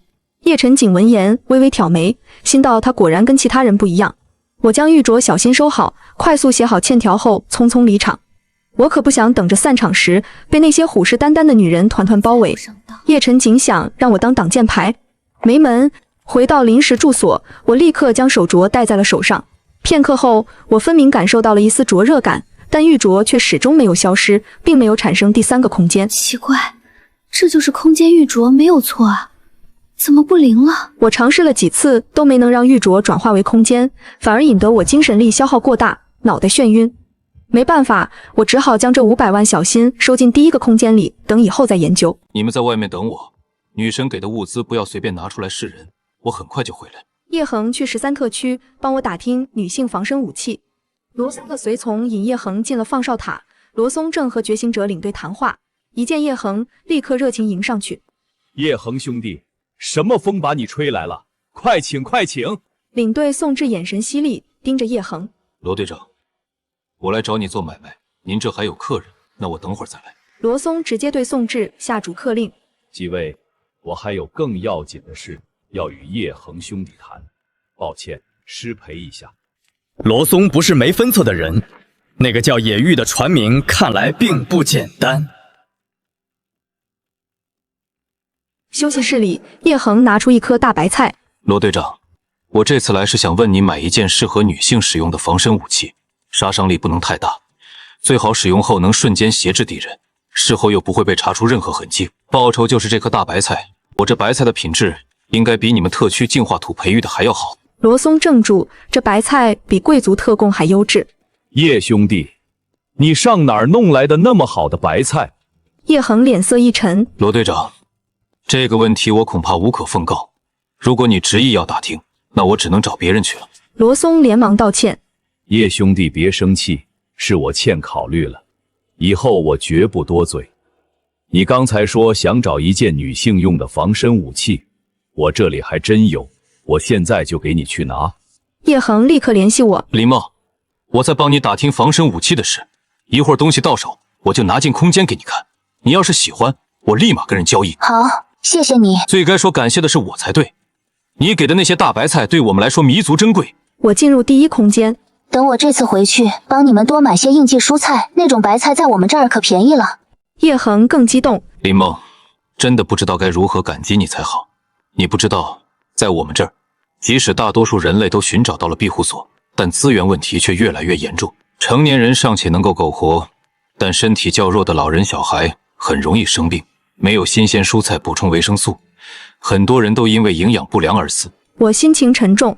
这样吧，我再提供一些营养补给给你，维生素片、钙片之类的营养品，更易保存，服用也方便。真的吗？林梦，如果有这类补剂自然最好，只是不知道这些补剂价格如何，我会尽快寻找值钱的东西。罗松带回一只小盒子。叶兄弟，在我这里你不用那么警惕，放哨塔内绝对安全。罗松把盒子递给叶恒，里面是一枚湛蓝宝石戒指。这戒指有什么作用？这戒指里藏了一颗致幻剂，释放次数高达1000次，只要用手指稍用力去摩擦这颗宝石就能释放。除了致幻剂外，这枚戒指也有物理攻击手段。按动戒圈后，戒托这里会弹出一根纳米级细针，可轻松刺穿皮肤，痛感剧烈，而且不会留下任何痕迹。叶恒试用，痛感剧烈。不错，怎么样？这真够带劲吧？这本是贵族圈里贵妇们用来惩罚那些不听话的奴隶用的。纳米针一共1万多根，都藏在这小小的戒指内。这样的使用次数，叶兄弟可满意。叶恒把戒指收进空间，联系我。林梦，你快看看，这件防身武器你喜欢吗？叶恒仔细介绍功能，然后拍桌。成交，这颗白菜归你，东西我就拿走了。叶兄弟留步。罗松递上一张金卡。下个月几大特区会联合举办交易大会，地址就在我们13特区。这份邀请卡你收好，得空可以来看看，说不定有你需要的东西。我回到林家村，欠了500万外债，村民嘲讽我。瞧瞧这丧鸡样，活该！听说他去京市了，估计是想在大城市找工作还债。但有些人能力不足，就算是名牌大学毕业，也混不出什么名堂。依我看，女孩子家的就该早点嫁人生孩子，把房子给林建阳，债也不用他还，多好啊！这都是他自找的。我刚到家，大伯一家就冲了进来。林倩倩红着眼指着我大骂：“你是不是早就跟叶家的人有了联系？那天你是故意看我笑话的？”她疯了一样扑过来，手里攥着水果刀。我大惊，侧身躲过，按动戒指，细针刺向她胳膊。林倩倩惨叫倒地，水果刀甩出，我捡起刀，警惕盯着她。林倩倩满地打滚，尖叫不止：“啊！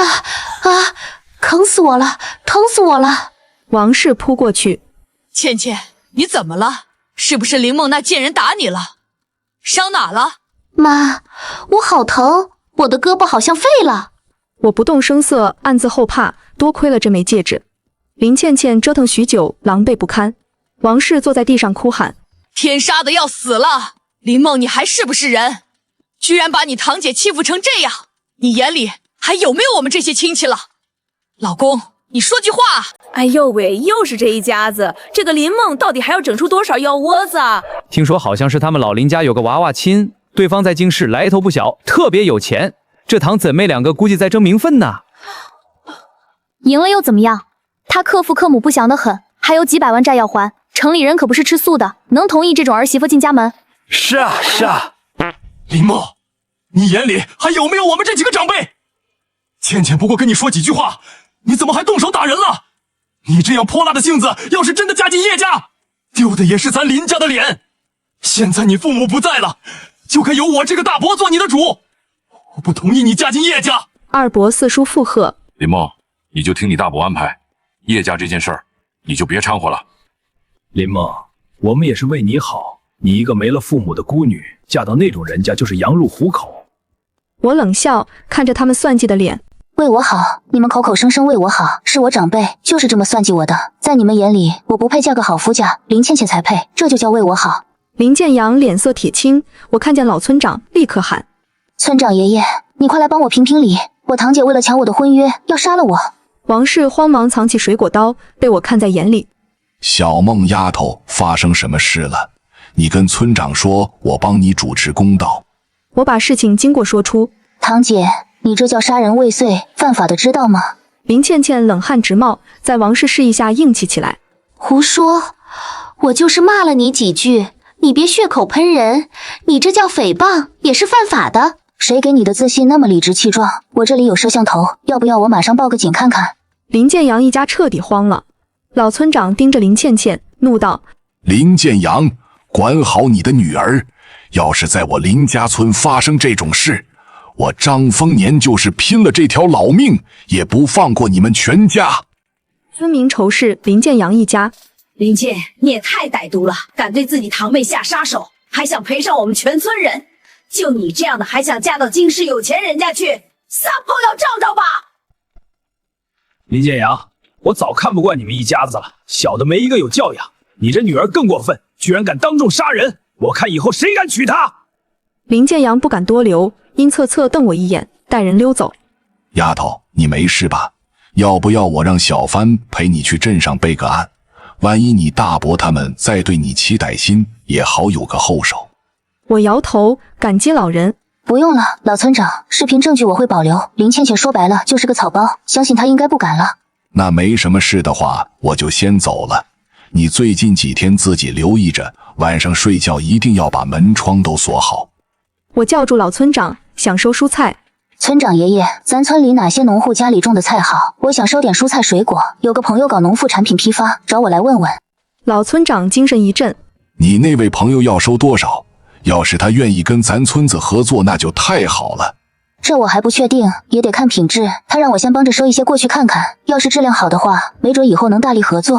不长期合作也没关系，买卖本来就得你情我愿才行。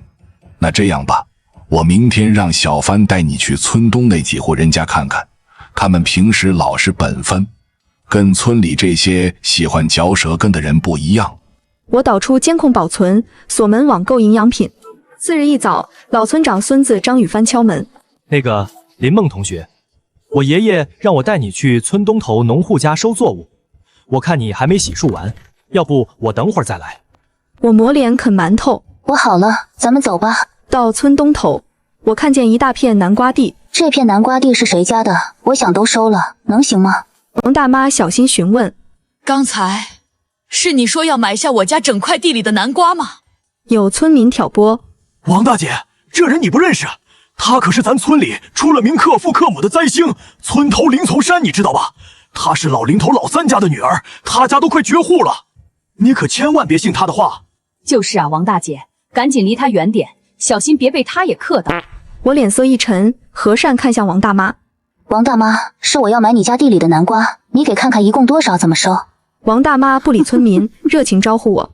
林梦，你要是觉得大妈这些南瓜可行，大妈给你算便宜点儿，咱都是一个村的，你乐意买我的东西，我高兴还来不及。你别听那些人瞎说，他们就是闲的。王大妈，我确定了，就收你家的南瓜，也不用给我打折，我也是替别人办事，人家给钱，你该收多少是多少。王大妈高兴，立刻叫人收割。张宇帆小声说：王大妈家都老实本分，人也勤快，从不招惹是非，就是太老实了，经常吃亏。中午，南瓜全部摘完，堆在田埂。林梦丫头，这些嫩的南瓜藤、南瓜叶也能吃，我都给你摘下来了，就当是送你的。我马上让我家老头跟儿子找人来称重，你要是累了，先歇着去。好了，我来找你。午饭前称重完毕，王大妈报价：林梦丫头，你一下子把南瓜全收了，我们全家都很感谢你。这些南瓜收你5000块，你看成不？便宜了不少。按照以往的价，这些南瓜的批发价至少能上6000。王大妈家的南瓜品种优质，种得好，这个价绝对良心。我点头，给了7000。怎么给7000？丫头，大妈可不能贪你一个小姑娘家的便宜，5000块我们也有的赚，你给的太多了。王大妈，你就安心收下吧，7000真不多，下次我还来你们家收。我收南瓜的消息迅速传遍村子，先前嘲讽我的村民全都悔青了肠子。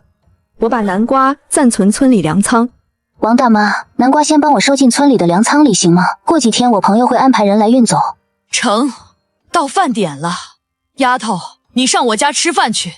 我儿媳妇杀了鸡，上大妈家吃鸡去。我刚要走，村民围上来道歉。那个林梦啊，刚才是我们不对，不应该那样说你的，我给你道歉。要不你也看看我家的南瓜，我家有2亩南瓜，比他家还好嘞。对不住啊，林梦，咱刚才确实嘴欠，但你也别怪我们，是你几个叔伯家平时没少在村子里嚼你的舌根，我们也就是附和几句。你看要不要上我家地里头瞧瞧？我淡漠看着这群墙头草，王大妈挡在我身前，驱赶村民。现在知道道歉了，晚了，小姑娘在你们这儿受了不少委屈。他不跟你们计较就不错了，还想要好处，滚滚滚！丫头，咱不理他们，跟大妈回家吃饭去。我也有些担心。王大妈，我看他们都不是什么省油的灯，这次之后没准他们会针对你。王大妈冷笑：他们干的缺德事还少吗？每年我家总有几块地会无缘无故遭到破坏，他们喜欢拉帮结派，欺负老实人。村后头还有几户人家比我家还惨，被村里这些恶霸孤立了，集采都没他们的份，只能自己挑着菜去镇上卖。我暗自惊讶，小村子也有霸凌。饭后，我按王大妈所说来到村后，这里有3户空巢老人相互照应。你是？我开门见山。几位奶奶，我是咱村的林梦，听说你们家地里菜多，我来买点。老人们同情我，热情招呼。是你呀，你快坐，我给你倒杯茶去。不用麻烦的，阿奶，我是来收菜的，想看看你们三家的菜地，要是合适，我就都收了。三位老太大惊，喊老伴出来。我得知三家都是空巢老人，儿女不孝，心里发酸。小娃娃，你要买菜，咱家里刚摘回来一些，你自己挑些好的买去。我摇头，大爷，我要买很多，你得带我上你家地里看看，如果合适，你们三家的菜地我包圆了。我带老人去菜地，引来村民围观。王大妈一家赶来帮忙。听说你要收蔬菜，我们过来看看，原来是老伯家，他们三家的菜都很不错的，不撒农药，除草除虫，都是他们自己动手。他们儿女都不孝顺，还因为说实话被其他人孤立，日子过得很苦。我诧异，说实话，他们曾看见农户给方七派喷药，上前制止，因此被记恨，更坚定要买这三家的菜。村民泼脏水，辱骂老人。臭娘们，自己卖了南瓜还不让林梦买我们的，黑心干的早晚出门让车撞死。林梦，我们哪家的菜不比他们的好？你别看他们老实巴交的，其实骨子里坏得很，要不然他们的儿女又怎么会扔下他们不管？可怜之人必有可恨之处。没错，儿女不孝，肯定是当父母的不好，你别被骗了。老人们气得捶胸，我怕老人出事，厉声呵斥。我的事轮不到你们指手画脚，我爱买谁家的菜就买谁家的，你们管得着吗？还有，你们有一个算一个，我可都记着呢。自我回村以来，你们没少明里暗里辱骂我，别以为我不知道。我可以明确告诉你们，但凡骂过我林梦，说过我爸妈坏话的人，别想在我这里赚到1分钱。村民辱骂散开，甭搭理他们，他们就是这样，见讨不到好处就开始乱表人，没准一个个都后悔死。老伯，咱不理他们，你们把自己平时要吃的菜留好，剩下全给我摘了吧，我都要了。老人们大喜，太好了，老婆子，咱们快开始吧，把坏的挑出来，不要卖给林丫头。王大妈一家帮忙收菜，3块地收了5大箩筐，王大妈算价350，我掏出600现金。这600收好，剩下的250就当是给你们的定金，下回我还来收你们种的菜，一定要帮我留着。老人们颤抖收下，眼眶泛红。太好了，老伯，以后你们不用再辛苦挑担子去镇上卖菜了，这样你们以后把菜都给我，我帮你们联系林梦。太谢谢你了，林梦小娃子，我们几个老不死还能一口气赚600块，都是托你的福。不用谢我老伯，我也是替朋友收的，咱都是一个村子的，有钱一起赚。我离开老人，感慨万千。王大妈一家把蔬菜送到粮仓，我赶往青塘镇租仓库找司机。次日一早，小卡车开进村子，村民盯着卡车，脸色难看。他们得知我花600买了老人的菜，眼红不已，四处打听幕后老板。我到粮仓看见张雨帆，你在帮我看守。我怕有村民来搞破坏，就守着以防万一。不只是我，王大妈也让她儿子过来看过场子，我是才把他替下来的。张雨帆和司机开始搬运，王大妈一家赶来帮忙。眼红的村民啐骂：小人得志，也就这次算你走运，下回我看你还有这狗屎运。林梦一个小丫头片子，能翻出什么花来？等下次市场来人收货，我倒要看看她还收不收你家的菜。王大妈不理会，潇洒离开。林建阳家，林倩倩好了伤疤忘了疼。爸妈，我觉得这个林梦肯定有问题。还记得我跟你们说的那个往生牌吗？那可是足足50万啊！林梦眼都不眨一下就给爷爷弄了1块。现在在村里花钱又这么大方，他不是还欠着300多万吗？不可能吧，这穷酸货哪来这么多钱？倩倩，你会不会看错了？妈，你怎么不信我呢？我亲眼所见，他的的确确当场付了50万，而且往生牌上的名字就是爷爷的。不信，你们可以自己去看。林建阳拨通电话，得知债务已还清，阴沉着脸：我让道上的人帮我去打听了，如果他手里真有那么多钱，显然不对劲。还有那些债，如果他有余钱却1分没还，我也有办法让他吃不了兜着走。叶恒和小队搜寻到很多珠宝首饰，这么多金银珠宝，女神应该会满意吧？叶恒把珠宝收进空间，并不满足。不够，这些还远远不够。女神给予我们的物资，连特区的人看了都眼热，而我们却只需要向她支付不值钱的金银珠宝，简直跟白送我们的一样。我们必须加紧时间，扩大搜索范围。从今天开始分成2队活动，耐力差的留守庇护所，另一队人需要去更远的区域为女神找珠宝。队员认真点头。叶恒精神力连接空间，看到我准备的背包，里面装满了金银珠宝。我进入空间，叶恒，我看到你们帮我搜集到的金银珠宝了，正好我有急用，帮大忙了。我把南瓜和蔬菜收进空间，叶恒惊呆。我帮你们购置了些农副产品，这东西叫南瓜，不知道你们那儿有没有？南瓜？叶恒轻声呢喃。我拿起南瓜展示。南瓜营养很丰富，当主食吃。用最简单的水煮或者蒸就行，里面的瓤需要掏去，南瓜籽留着晒干可以当种子。哦对了，忘了你们那儿暂时没有干净的土壤，那这些南瓜籽你们就晒干了炒着吃吧。南瓜籽的营养也很丰富，南瓜保存的话切记不能泡水，否则很容易长霉腐败，最好是刨个地窖低温储存，实在不行就先放空间里。咱们这个空间目前的时间流速已经可以忽略不计了，还有剩下5大筐绿叶菜我就不介绍了，你自己看着安排就行。答应你的营养补剂还在运送途中，等收到货后我会第一时间放进空间里，你自己取用就行。最近我得到了第2个空间，想用你给的晶石做升级，却发现晶石没有像上次一样被我吸收，你知道这是怎么回事吗？叶恒精神一振，思索后回答：你的这种情况已经超出了我的认知，不过大体上应该是自身实力不足导致的无法升级。或许你可以尝试锻炼自己的精神力，空间与使用者的精神力有关，只有精神力够强，空间的升级才不会受到阻碍。我沉思点头。队员围上来询问：怎么样，队长？这次女神有什么旨意传达？队长，你刚刚自言自语的南瓜又是什么？叶恒拿出南瓜。这就是南瓜？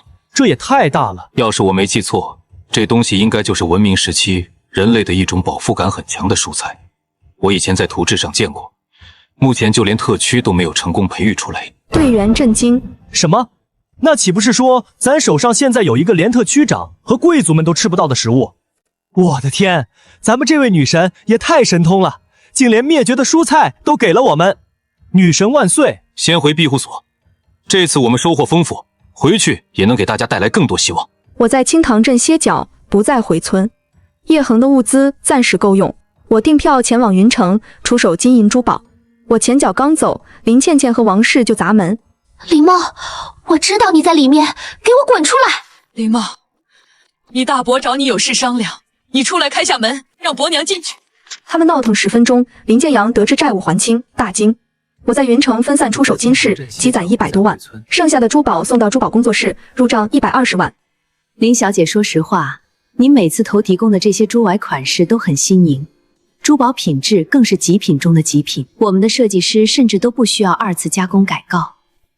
对了，这是我们大老板的名片，我们老板是京城人士，上次听说了您的事后，亲自来了趟云城，可惜没等到您，他让我们务必是恭候您的大驾。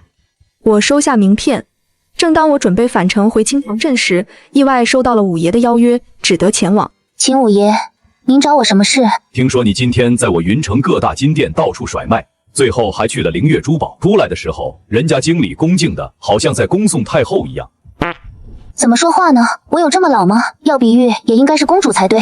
秦风大笑。好好好，你说公主就公主，那么请问这位公主殿下，你胆子够肥的啊！1天之内在云城出手那么多金银珠宝，就不怕被有心人盯上？我心里一紧。放心，我的人帮你把小尾巴藏好了，你下次要是再有那么大量的货要出手，可以来找我。我后退，装傻。你说什么呢？我怎么一句都听不懂？秦风笑了。行了，你走吧，记得下次还有这好事一定来找我，小心被人盯上。我刚要走，秦风又开口。对了，忘了告诉你，这2天一直有人在打听你的消息，应该是你那位大伯，想来他已经知道你把欠我的钱还了。谢谢叔。对了叔，少抽点烟吧，多刷一张脸，偏偏一张嘴，一口大黄牙。我溜走，秦风愣住。我牙黄吗？小弟点头，见秦风杀气四起，连忙改口。不黄不黄，老大您的牙白着呢。秦风照手机，笑容收敛。这小丫头片子对我胃口。我回到金堂镇，接到大伯电话。林梦，过几天就是你爷爷的忌日，你什么时候回村？我打算把亲戚们都叫上，一起给你爷爷在村里祠堂搞一场祭祀活动。我嗤笑，大伯还记得爷爷忌日呢。太阳打西边出来了，你们连每年清明节都不给爷爷扫墓，现在装什么孝顺？臭丫头，胡说什么？我可是你长辈。我无视他，心中盘算。大伯知道我还清债务，又惦记娃娃亲。祭祀是吧？行，我回去，爷爷的牌位还在我那儿供着呢。既然是在祠堂办，那一定要给爷爷把排场弄得大一点儿。我听说前年隔壁村那个一村首富给老爷子办丧，请了整个村的人吃了3天3夜。你作为咱林家村首富，可不能掉面子。想利用爷爷的忌日给我使绊子是吧？行啊，那就让你大出血。3日后，我回村参加祭祀，林建阳风光无限，接受吹捧。建阳，还是你孝顺，肯为了死去多年的爹办这么大的祭祀活动，这得花不少钱吧？哪里，我儿子的悼念老父亲，花点钱也是应该的。我捧着牌位进门，将爷爷的牌位安放在台面上，故意开口：哎，爷爷啊，您生前没享受到什么福，死了倒是终于风光了一回。您要是泉下有知，可一定要记得今日啊！毕竟过了今天，以后还有没有您大儿子给的香灰蜡烛，可就不一定了。林建山拍桌怒骂：没教养的东西，怎么说话的？老三平时就是这么教你对待长辈的。你大伯花钱为老爷子祭祀，你作为孙子辈不出钱不出力就算了，还说风凉话，简直无法无天。老四说的对，林梦，你大伯一片孝心。林建阳抬手制止：行了，今天是老爷子忌日，都少说2句吧。林梦这丫头毕竟年纪还小，很多事拎不清，咱们作为长辈的也不能总那么骂她，得帮死去的老三多关心他，帮忙教育。老村长和长者到来，祭祀开始。祭祀结束，林建阳叫住老村长：村长，有件事想找您商量一下。林建阳看向我，朗声道：是这样，我们兄弟几个商量了一下，觉得林梦这孩子没了爹妈，实在可怜，又还是没出嫁的姑娘，怕她以后嫁人说媒，男方知道她无父无母，没有娘家依靠，欺负她，所以我们商量了下，决定由我这个做大伯的认她做女儿，把她过继到我名下。此话一出，所有人脸上的神情都微妙起来，包括我。我总算明白过来，闹了半天搁着等着我呢。村民神情微妙，我心中冷笑，他果然是为了婚约。林建阳，你要认林梦当女儿，林梦已经成年，她有自己的决定权，不是你想认就能认的。老村长看向我：你大伯想让你过继给他，林梦，你觉得呢？你愿意吗？我假装犹豫，引诱林建阳暴露目的。林梦，以前是大伯对你不够关心，筹备你爷爷忌日这几天，我认真反思了一下，毕竟是一家人，不应该针锋相对，你好好考虑一下。认你当女儿，自然也不会委屈你，你堂姐有的，你也有。等你出嫁，我肯定给你准备嫁妆。村民规劝我：大伯说的是真的，那伯娘和堂姐同意吗？还有你那2个儿子，他们同意吗？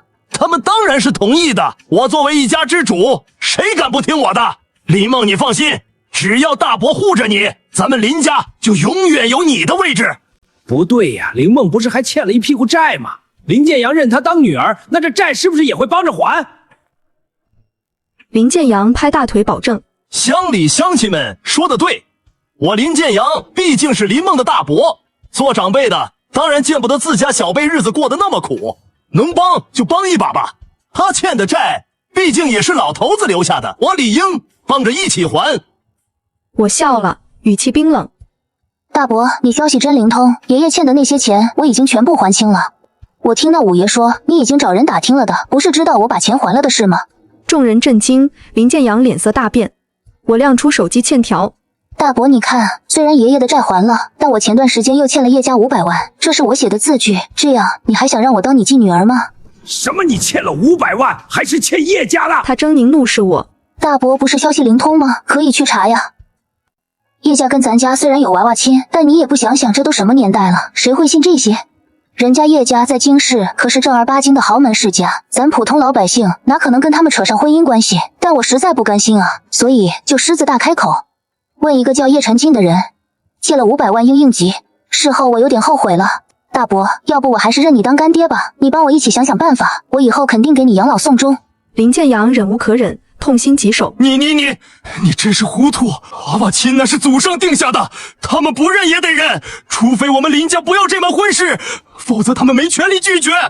你给我马上去京市向叶家道歉，那500万你花了多少？想办法给我还回去。我摊手，不行啊，全花光了，要不然你以为我为啥有钱还爷爷的债？拆东墙补西墙呀。至于道歉，我看就不必了吧，我现在跟叶家只有债务关系，慢慢还钱呗。你什么意思？我退婚了，人家一听可高兴了，可见他们确实对这门婚事不满意，就算我嫁过去也不会幸福的。林建阳晴天霹雳，混账东西！你的意思是，你不仅跟叶家退了婚，还倒欠人家500万？蠢货！我们林家怎么会有你这么个东西？你就是个讨债鬼啊！他当众咆哮，颜面尽失，村民茫然。老村长联想到娃娃亲，我拍手叫好，心中解气。林建阳神情恍惚，计划全毁。二伯四叔面面相觑，不敢上前。老村长摆手主持大局。行了，都散了。既然祭祀仪式结束，就都去吃席吧。慢着，大伯看你这样子，肯定是不会让我过继了。但你在爷爷忌日这天闹这么一出，不给我个交代，总得给爷爷一个交代吧。他老人家在地底下，要是知道你出尔反尔，肯定会不安生。少胡说八道！你干了违背祖宗的事，还有脸说我？我冷笑，违背祖宗，不嫁叶家就是违背祖宗吗？那祖宗知不知道两家如今的地位如此悬殊呢？我一个一穷二白的人，嫁进京市首富的大门，要怎么处理门没问题。我不想嫁，谁也不能为难我。我相信，就算爷爷还在世，也会支持我的。林建阳跳脚，你不想嫁，可以让你堂姐嫁。话一出口，林建阳便面色涨红，知道自己嘴快了。哦，原来你打的这主意啊！难怪今天又是给爷爷办祭祀活动，又是要让我过继。原来是想让堂姐抢我娃娃亲。村民哗然。那个叶家是首富，我的乖乖，难怪林建阳那么激动。林梦居然退了京市首富的婚。林建阳打的算盘还真是大。不过话又说回来，那林倩倩是那块料吗？我指向爷爷牌位。大伯，你该给爷爷磕个头，这事就过去了，以后我的事不劳你们费心。建阳给你爹磕个头吧，仪式结束，你作为长子也确实得磕头送牌位。林建阳恶狠狠瞪我，小声威胁：臭丫头，你长本事了，等今天了事，我会好好找你算账。我撇嘴微笑，趁他下跪按动戒指。林建阳磕头完毕，眼前一黑，看见爷爷阴魂。不孝子，老子生前供你娶媳妇儿，盖新房，买运沙船，还承包鱼塘，花在你身上的钱没有100万，也有70、80。你就是这样对待老子的，哈哈哈！畜生不如的东西！老子白养你了，这就来收了你。林建阳吓得当场抽搐起来，嘴里不停地求饶。村民吓坏，以为他中邪。不好，林建阳手脚不干净，被阴曹地府降下惩罚了，快丢他出去，别坏了祠堂风水。林建阳被大汉丢出祠堂，我神色冷然，看向牌位。爷爷，您别怪孙女，实在是您这个大儿子太缺德了，借您的名给他点教训。林建阳阴谋败露，反遭报应。村民吃席，嘲笑他的丑态。王氏和林倩倩知道后，气得在屋里破口大骂，不敢找我麻烦。林建阳被抬回家，神情呆滞，如同痴傻。我给爷爷上香，端起牌位准备离开。老村长拉我到一边。那叶家是我上次跟你提到的那个京市的远房亲戚。是他们，不过村长给爷你放心，欠债的事我心里有数。我刚才只是想让我大伯知难而退罢了，其实问题不大。我回到老宅，收拾东西离开村子，回清塘镇躲清静。临走前，我砸开爷爷的小暖炉，取出一颗9眼天珠。我把天珠收进空间，带着值钱物品离开。夜里，我带上天珠，爷爷托梦而来，我能开口说话了。爷爷，你终于又来看我了。我抱住爷爷。乖孙女，看来你已经把爷爷送你的9眼天珠带身上了。不错不错，有了它，你就能百邪不侵。以后咱们祖孙2个也能说上话了。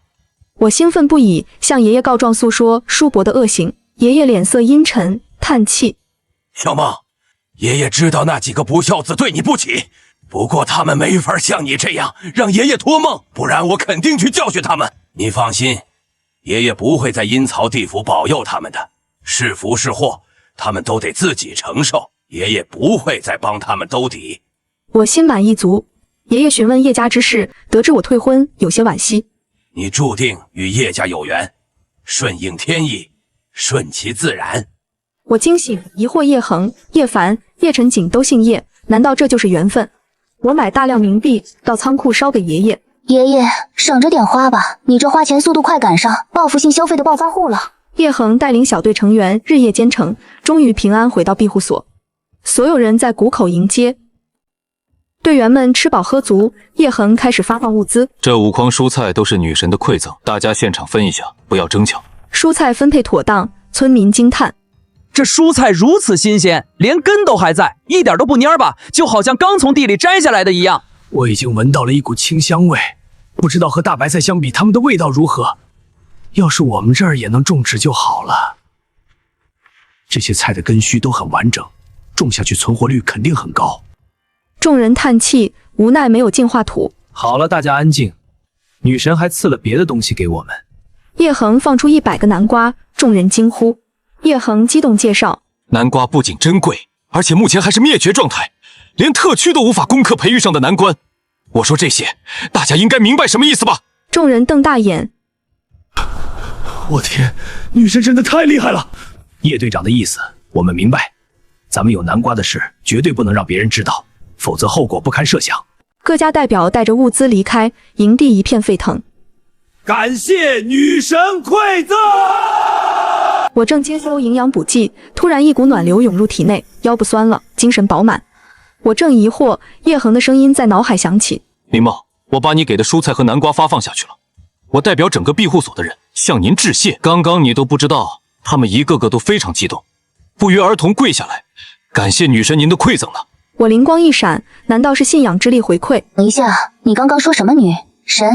我神色古怪。我觉得这样也好，你给的物资在我们这里都异常珍贵，甚至有不少是我们这里根本见不到的。就比如那个南瓜，你知道吗？在我们这儿，南瓜已经灭绝了，连特区里的上民都没见过没吃过。大家愿意相信神明，也不是什么坏事，这样反而还能约束他们，让他们始终保持敬畏心。我回过神，嘴角上扬。不用道歉，就是一个称谓而已，我不会觉得有压力。而且我觉得你说的也有道理，一个神秘的女神的确既有说服力，同时又有约束力。你们选择相信我，我自然也愿意力所能及的给你们提供帮助。这个称谓如果能成为他们心中的希望，那便让他们信仰下去吧。我切断联系，暗松一口气。我决定给庇护所投放更多物资。我赶到养猪场订石头猪，整猪加上宰杀和处理的费用加起来不到2万。又到养鸡场订200只鸡，处理费用算上整鸡价格也才小几千块。小东家，你买那么多鸡是要办酒席吗？我家还有很多现成的鸡蛋，你要收不？我给你算最低价。我眼前一亮，买。老板，你一共有多少鸡蛋？都在这儿了。平时我家的鸡蛋很快就会被几个大商贩拉走，这次正巧剩了一批，这里一共是100板，每板50个蛋，都是自家的无抗鸡蛋，绝对安全。我想了想，5000的鸡蛋也不多，索性一口气都买走。养鸡场老板乐得合不拢嘴。我就喜欢你们这些财大气粗的年轻人来买东西，这样我这儿还有些鸡杂都送你了，以后有需要记得一定来找我。我同样留下送货地址后，继续赶往下一个批发市场。我又购买大量调味料、干货，花费不到3万。我路过烟酒店，联系叶恒。叶恒，烟酒在你们那儿是不是很值钱？叶恒精神一振，坐直身体。对，烟和酒在废土世界是硬通货，尤其在特区内的上民贵族圈子里，尤其是酒，如果品质好的话，1小瓶甚至能换取一个上民身份。我惊讶。今天晚上我会安排一批物资进入空间，烟和酒我也会帮你适当购买一些，你看着拿去交易。直到傍晚我才回到仓库，将今日购买的所有东西都签收进仓库里。关了门，确定周围不会有人刻意盯着我这边后，我便开始转移物资。叶恒整个下午都处于极度忐忑与激动的矛盾状态中，尤其听到我说晚上要给的那批物资中竟还有烟酒。我用精神力喊了声叶恒，叶恒一个机灵，几乎是秒回。我在。我现在就开始向空间投放物资，这次的东西比较多，你看着安排。易变质的东西需要整齐堆放在空间里，剩下易于保存的东西，你就直接移出空间吧。咱们的空间不够大，我怕到时候不够放。叶恒闻言，整个人呼吸急促起来，稳稳嗯了一声。我不耽搁时间，行动迅速地将7个装有各种营养补剂的箱子收进空间。这些是之前承诺你的营养补剂，每种补剂的功效和使用方法都有说明书，照着吃就行。7个箱子占满空间，叶恒连忙移出。接下来是5000个鸡蛋，一板50颗，共计100板，摞起来倒是不算占地方。我把鸡蛋码放整齐，叶恒惊呆。不等叶恒从震惊中寻回理智，我紧接着又抛出一个个保鲜盒，一下子又将空出的位置填满。叶恒屏住呼吸，仔细一看，那包装盒子里居然躺着一只只鸡，细数之下得有100多只。这些鸡虽然比不上真正的散养走地鸡，但肉质还是不错的，都是今天现杀包装的，一共200只，还有几10公斤的鸡杂，老板赠送的。鸡肉必须冷藏保鲜，最好冷冻放得更久。如果没这个条件，暂时就放在空间里，或者可以用大量盐腌制一下，做成风干的咸鸡，既好吃又能保存更久。叶恒泪流满面。你现在找一片相对开阔的地方，我这还有几10筐子东西需要送给你。这些东西你们最好先私下商量一下怎么处理，就这么堆放在空间里，肯定是不合适的。叶恒冲到仓库。林梦，我已经到庇护所的仓库了。几10个蓝色箱子落地，里面全是猪肉。队员们震惊，手舞足蹈。我介绍猪肉部位和吃法。关于烟酒，我没有给你买太多，你先拿去交易看看，不够用我再买。我把1箱白酒、1箱红酒、2条香烟送进空间。这2箱酒你可以各留1瓶自己喝，烟的话我建议你不要自己抽，这东西容易上瘾不好戒，而且很容易在身上留下烟味，万一有丧尸和变异兽对气味敏感，对你来说不是好事。叶恒神情严肃。你放心，我不会抽烟，我会让这些东西发挥最大的价值。我对叶恒还算放心，便没再多说什么，切断了与空间的联系。叶恒盘算交易计划，回头看见队员盯着猪肉流口水。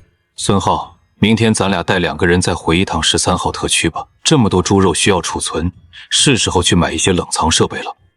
这些耗电设备一向很昂贵，维护起来也是一笔巨大的开销。你的空间不是升级了吗？不能放在你空间里。叶恒摇摇头，恐怕不行，女神不喜欢空间里有猪肉味。买，明天咱就出发，抢也要抢1台回来，不能让女神闻到一点猪臊味。半夜，我被叶凡吵醒。神仙姐姐你在吗？我成功进入云天宗了。我一个机灵，进入第2空间。叶凡，你刚刚说什么？我连忙稳住声线，保持高人姿态。神仙姐姐，我顺利进入云天宗了。灵根测试是木火双灵根，被收入外门，从最底层的白衣弟子做起。抱歉神仙姐姐，我辜负了您，我的天赋很一般，没能得到门内长老的青睐。他愧疚自责，我安慰，天赋不代表一切，修仙之路更看心境和努力。我就曾认识一位道祖，以凡人之躯入道，还是最不被看好的伪灵根，可人家凭着自己的努力，一路成为了连天道都无法撼动其分毫的天尊。你也是凡人入道，能踏入仙途，已是可喜可贺，最难那一步都迈过去了，还怕什么？我很看好你。叶凡心潮澎湃。神仙姐姐，叶凡明白了，我一定不辜负您的期望。我点点头，小伙子很不错，3言2语就能哄好，态度也很端正积极。与叶凡取得联系后，我也没了睡意，索性与他精神力交流。你觉得云天宗怎么样？身边的师兄师姐都好相处吗？叶凡本就很有分享欲，又特别希望多与他心目中的高人神仙姐姐相处，于是话匣子便打开了。我也从叶凡的讲述中大概拼凑出了云天宗外门的情况。当听到宗门管理严格，奖惩分明，一切资源都需要靠自己争取时，叶凡有些少年心性，摸着扁扁的肚子叹气道：神仙姐姐，你都不知道，这云天宗只包住不包吃，我才刚进入炼气1层，几乎与凡人无异，做不到辟谷，我已经3天没吃饭了。我闻言微微惊讶，好家伙，这真是要成仙啊！3天没饭吃，还有力气修炼吗？你等着，我这就给你找吃的去。这云天宗好歹也是个大宗门，居然连伙食都不给入门弟子提供，太不像话了。我说着已经下床往厨房走，叶凡却是有些慌乱起来。神仙姐姐，不用麻烦你为我找吃的，我也只是想多与你说说话，随口说的，其实我能自己找吃的。我笑着走到厨房，打开冰箱看了看道：没关系，顺手的事，修仙宗门不管饭也能理解，毕竟都修仙了，口腹之欲能无则无。凡人吃食一生杂质，不利于修行。不过在我这儿，修仙与享受凡人的快乐并不冲突，只要自己把控好就行。说话间，我已经拿出一瓶可乐和一包速冻水饺。我给你煮个水饺吧，今天先将就吃一顿，吃饱了明日才好，努力修炼。我不容置喙，已经开始在厨房忙活。叶凡心有愧疚，坐在木板床上，眼眶微微泛红。水饺煮好，我贴心的找来醋包和辣椒油，连同可乐一起收进第二空间里。吃吧，不用跟我客气，我听你年纪不大，就跟我弟弟似的，姐姐照顾弟弟本就是应该的。我不再刻意装高深，相处更轻松。叶凡红着眼眶，将食物从空间里取出，一盘饺子下肚，叶凡已是吃得泪流满面。他看向可乐，神仙姐姐，这水也是给我的吗？这叫可乐，是一种喝下去十分畅快的饮料，我所在位面的人们称它为快乐水。你试着拧开瓶盖喝喝看，很好喝的。叶凡拧开瓶盖，喝下一口，突然他丹田灵气暴涨，冲刷经脉。叶凡浑身一震，不可置信看向可乐，这是什么灵水？灵气竟然如此充沛！神仙姐姐，你怎么把这么珍贵的灵水给我喝？这太贵重了。叶凡惶恐，把可乐放回空间。你对我太好了，可我不过就是个天赋平平的炼气境蝼蚁，配不上如此珍贵的灵水。我一头雾水，可乐没有修仙功能。叶凡，你先不要妄自菲薄，如果连你自己都不自信，那你修仙是为了什么？还有，你也别有什么负担，我之所以帮你，并不是无条件的。从今天开始，我会不定时给你派发任务，你不仅需要努力修炼，还要为我办事。你若同意，就把可乐拿回去。叶凡心神微动，慎重考虑后拿起可乐。这就对了嘛，你放宽心，可乐于我而言唾手可得，取之不尽。不过这东西对你所在位面的修士究竟有无副作用，尚不可知。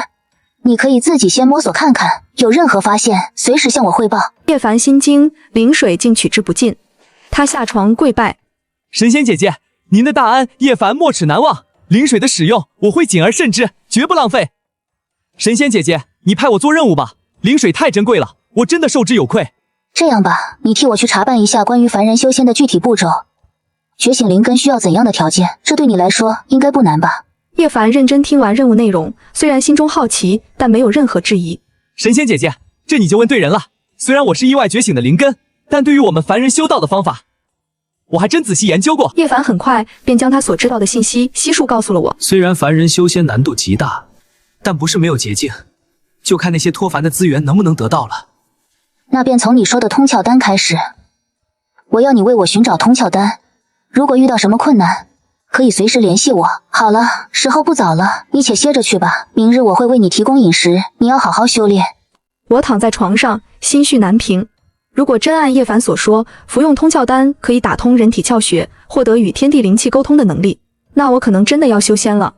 不过我也没有抱太大希望，在现代修仙怎么听都有些天方夜谭。叶晨锦的500万得还，2个空间也得尽快升级。当天我便决定出门转转，考虑用叶恒说的方法提升一下自己的精神力。云城就有一处规模很大的文玩贸易市场，也有几家正规赌石场风评不错。于是我又踏上了去云城的路。云城最大的一家赌石场内，各种原石琳琅满目。我刚进赌石场就被萌新杀手王翔盯上。小姑娘，玩赌石会玩吗？第一次接触，我看大叔你装备挺齐全的，经常来吗？王翔暗自高兴，想宰萌新。叫啥叔啊？叫王哥。王哥是这儿的老熟人了，对赌石这一块特别在行。妹妹要是信哥的，今天就让哥带你玩怎么样？我听懂他的意图，没有拆穿。行啊，正好我不太懂，今天就跟王哥混了。王翔大喜，带我去角落老料区。此时已有不少人瞧见王翔勾搭到了我，互相交头接耳。又有倒霉蛋上王翔的当了，这王八蛋就喜欢对那种一看就不懂的人下手，跟咱们没关系。要我说，被骗也是自找的。赌石这东西是小老百姓能碰的吗？我许是精神力不错的缘故，对于周遭不易被听到的窃窃私语也能捕捉到。王翔将我带到一处角落，这里陈列的原石倒是价格不贵，但一个个都灰扑扑的，看着就不是什么好货。王哥，大厅里那么多原石，你怎么带我来犄角旮旯看石头？这你就不懂了吧？咱内部有人，藏在角落里的东西往往才能开出好料呢。你新哥的，反正买一块也不贵。我半信半疑，拿起王翔递过来的一块小灰石，打眼一瞧，就跟路边的石头没什么两样。这块就很不错，价格也不贵，2000块，随便玩玩不心疼。我来研究研究。我确实不懂赌石，但自从踏入这里后，我便隐约知道了叶恒那些话的意思。我有意调动精神力，确实能感觉到每一块原石上散发着不同的气。为了验证这一猜想，我想了想道：王哥，咱赌石场是有贵宾室的对吧？我想一次性多挑点原石，去贵宾室好好研究一下。王祥蹙眉本想拒绝，但见我一脸单纯的模样，又把话咽了回去。贵宾室的入场门槛最起码得验资200万，你有吗？我有，我的存款满打满算有280万。王祥一听，态度显得更殷勤了。我立刻在赌石场扫荡起来，那些看起来可疑的石头都让王祥搬到了贵宾室。王祥介绍的那些陈年老料，我也挑了不少，准备做对比。好了，王哥，我想自己一个人慢慢研究，你有事先去忙吧。我把王祥堵在门外。咱赌石场规矩严，你可千万别有小动作，里头都有摄像头的。我就在大厅等你出来。王祥离开后，立刻便对其中一位工作人员点头哈腰。对方显然和他穿一条裤子，低声道：好小子钓了条大鱼，你放心，只要他能买走任何一块老料，我都算你的提成。我卡视角把原石送进空间，联系叶恒。叶恒，你快帮我看看这块原石里能不能开出好料子。叶恒对精神力的把控比我强，有空间这个纽带开个小挂总是可以的。叶恒立刻带队寻找掩体。林梦，你在赌石，我虽然没真正接触过，但我们这里存在探险捡漏，也是靠着精神力分辨稀有金属材料，应该原理相同。那你看看空间里的这块怎么样？叶恒取出原石，与队员研究，判断开不出好料。我把所有原石送入空间，让叶恒鉴别。1小时后，我锁定一块性价比最高的原石。在与叶恒的交流中，我也熟练掌握精神力应用，精神力波动剧烈的原石必有好料。我回到外场，怎么样？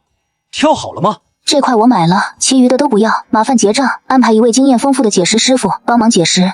王祥见是普通料子，并不是他想卖给他的陈年老料，便欲开口忽悠。我冷脸拆穿：你不会真以为我什么都不懂吧？这位萌新杀手。王祥一愣，我的气势大变。我已经跟随工作人员去办手续，见王祥还试图跟上，头也不回道：别以为我不知道你跟这里的人在串通什么，你介绍的那些陈年老料就自己留着慢慢消化吧，我可不当冤大头。眼看自己的小算盘被彻底识破，王祥也不装了。哈哈哈哈哈！小姑娘轻狂是要付出代价的。我王祥虽然不是什么好人，但在这档口也算是小有名气，看货的本事不比那些拿证的差。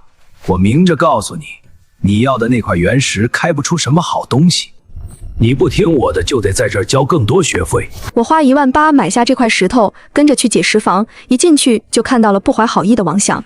我没有理会对方，把原石交给解石师傅。师傅，麻烦帮忙解下石，仔细些，时间长点没关系。2小时后，师傅惊呼：开了，大涨！小姑娘这手真是神了，第一次就挑中了一块极品和田玉原石啊！猪油了，这是这么熟的料子，瞧这样子是羊脂玉无疑。小姑娘你要发达，就是传说中的新手保护期吗？王祥摇摇欲坠，后悔不已。我内心高兴，表面淡定。师傅，接着开，切干净了。师傅闻言却是不敢再动手，这可是单克至少上万块的养殖玉。很快，赌石场老板赶来，竟是秦五爷。叔，这赌石场也是你的产业？叔，这小姑娘居然喊五爷一声叔。秦风早就知道我在赌石场，上来就对我一通说教。你这丫头片子，胆子肥了，才刚有点闲钱就来这里挥霍。这赌石是什么好玩的东西吗？多少原本家财万贯的人，到最后赔的裤衩子都不剩。我撇嘴，盯着他的大白牙。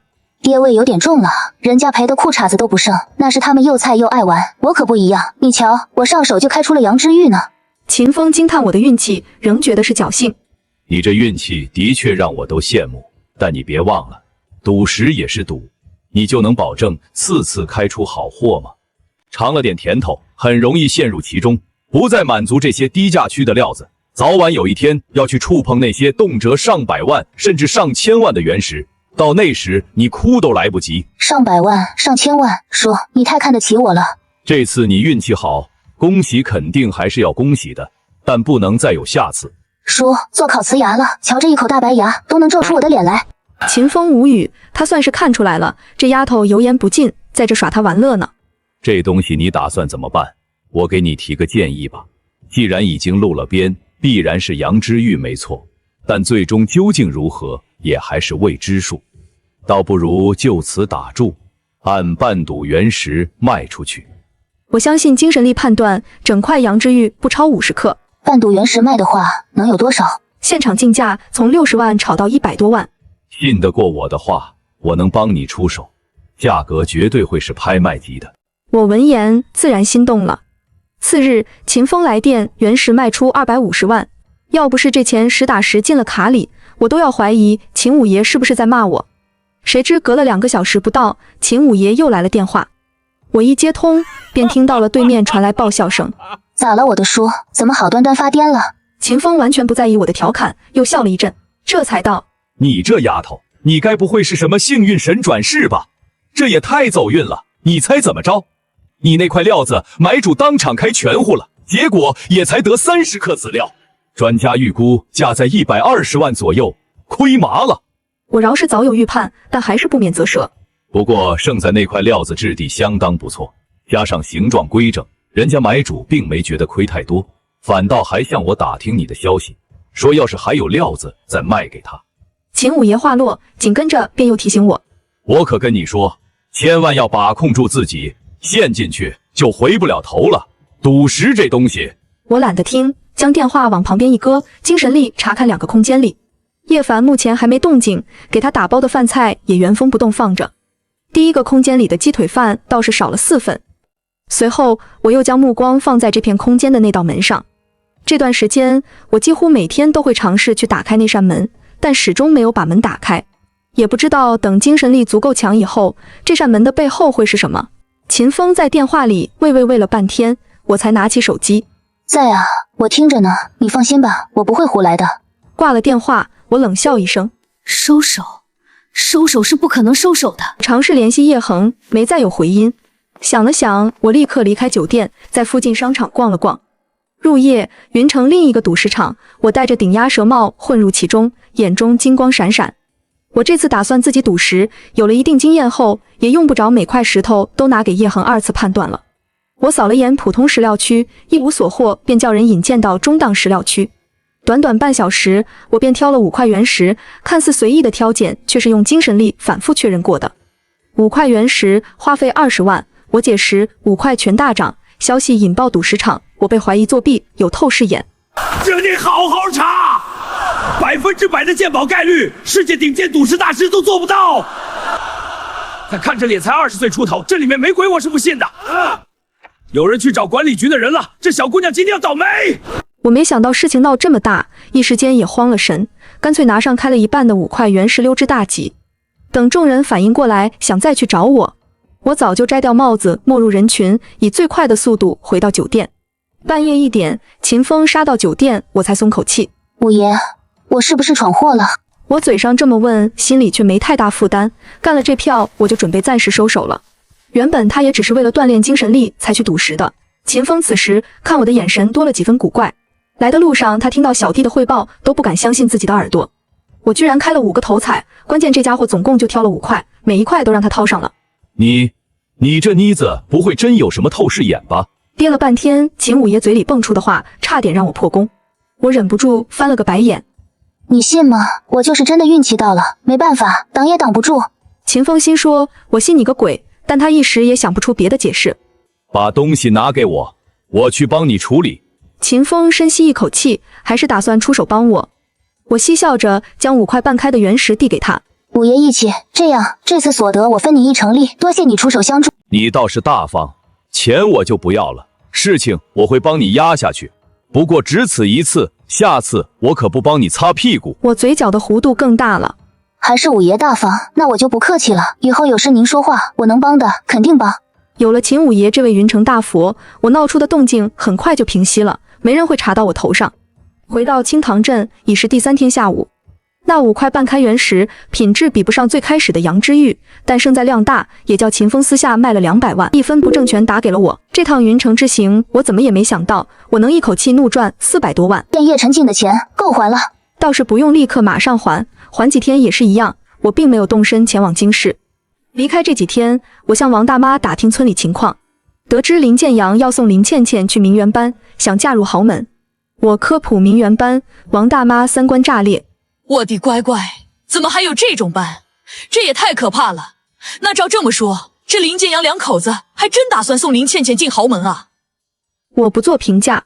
叶凡自从喝了口可乐以后，体内的灵力暴涨，于是他当即便向外门执事告了假，在简陋的洞府里闭关修炼。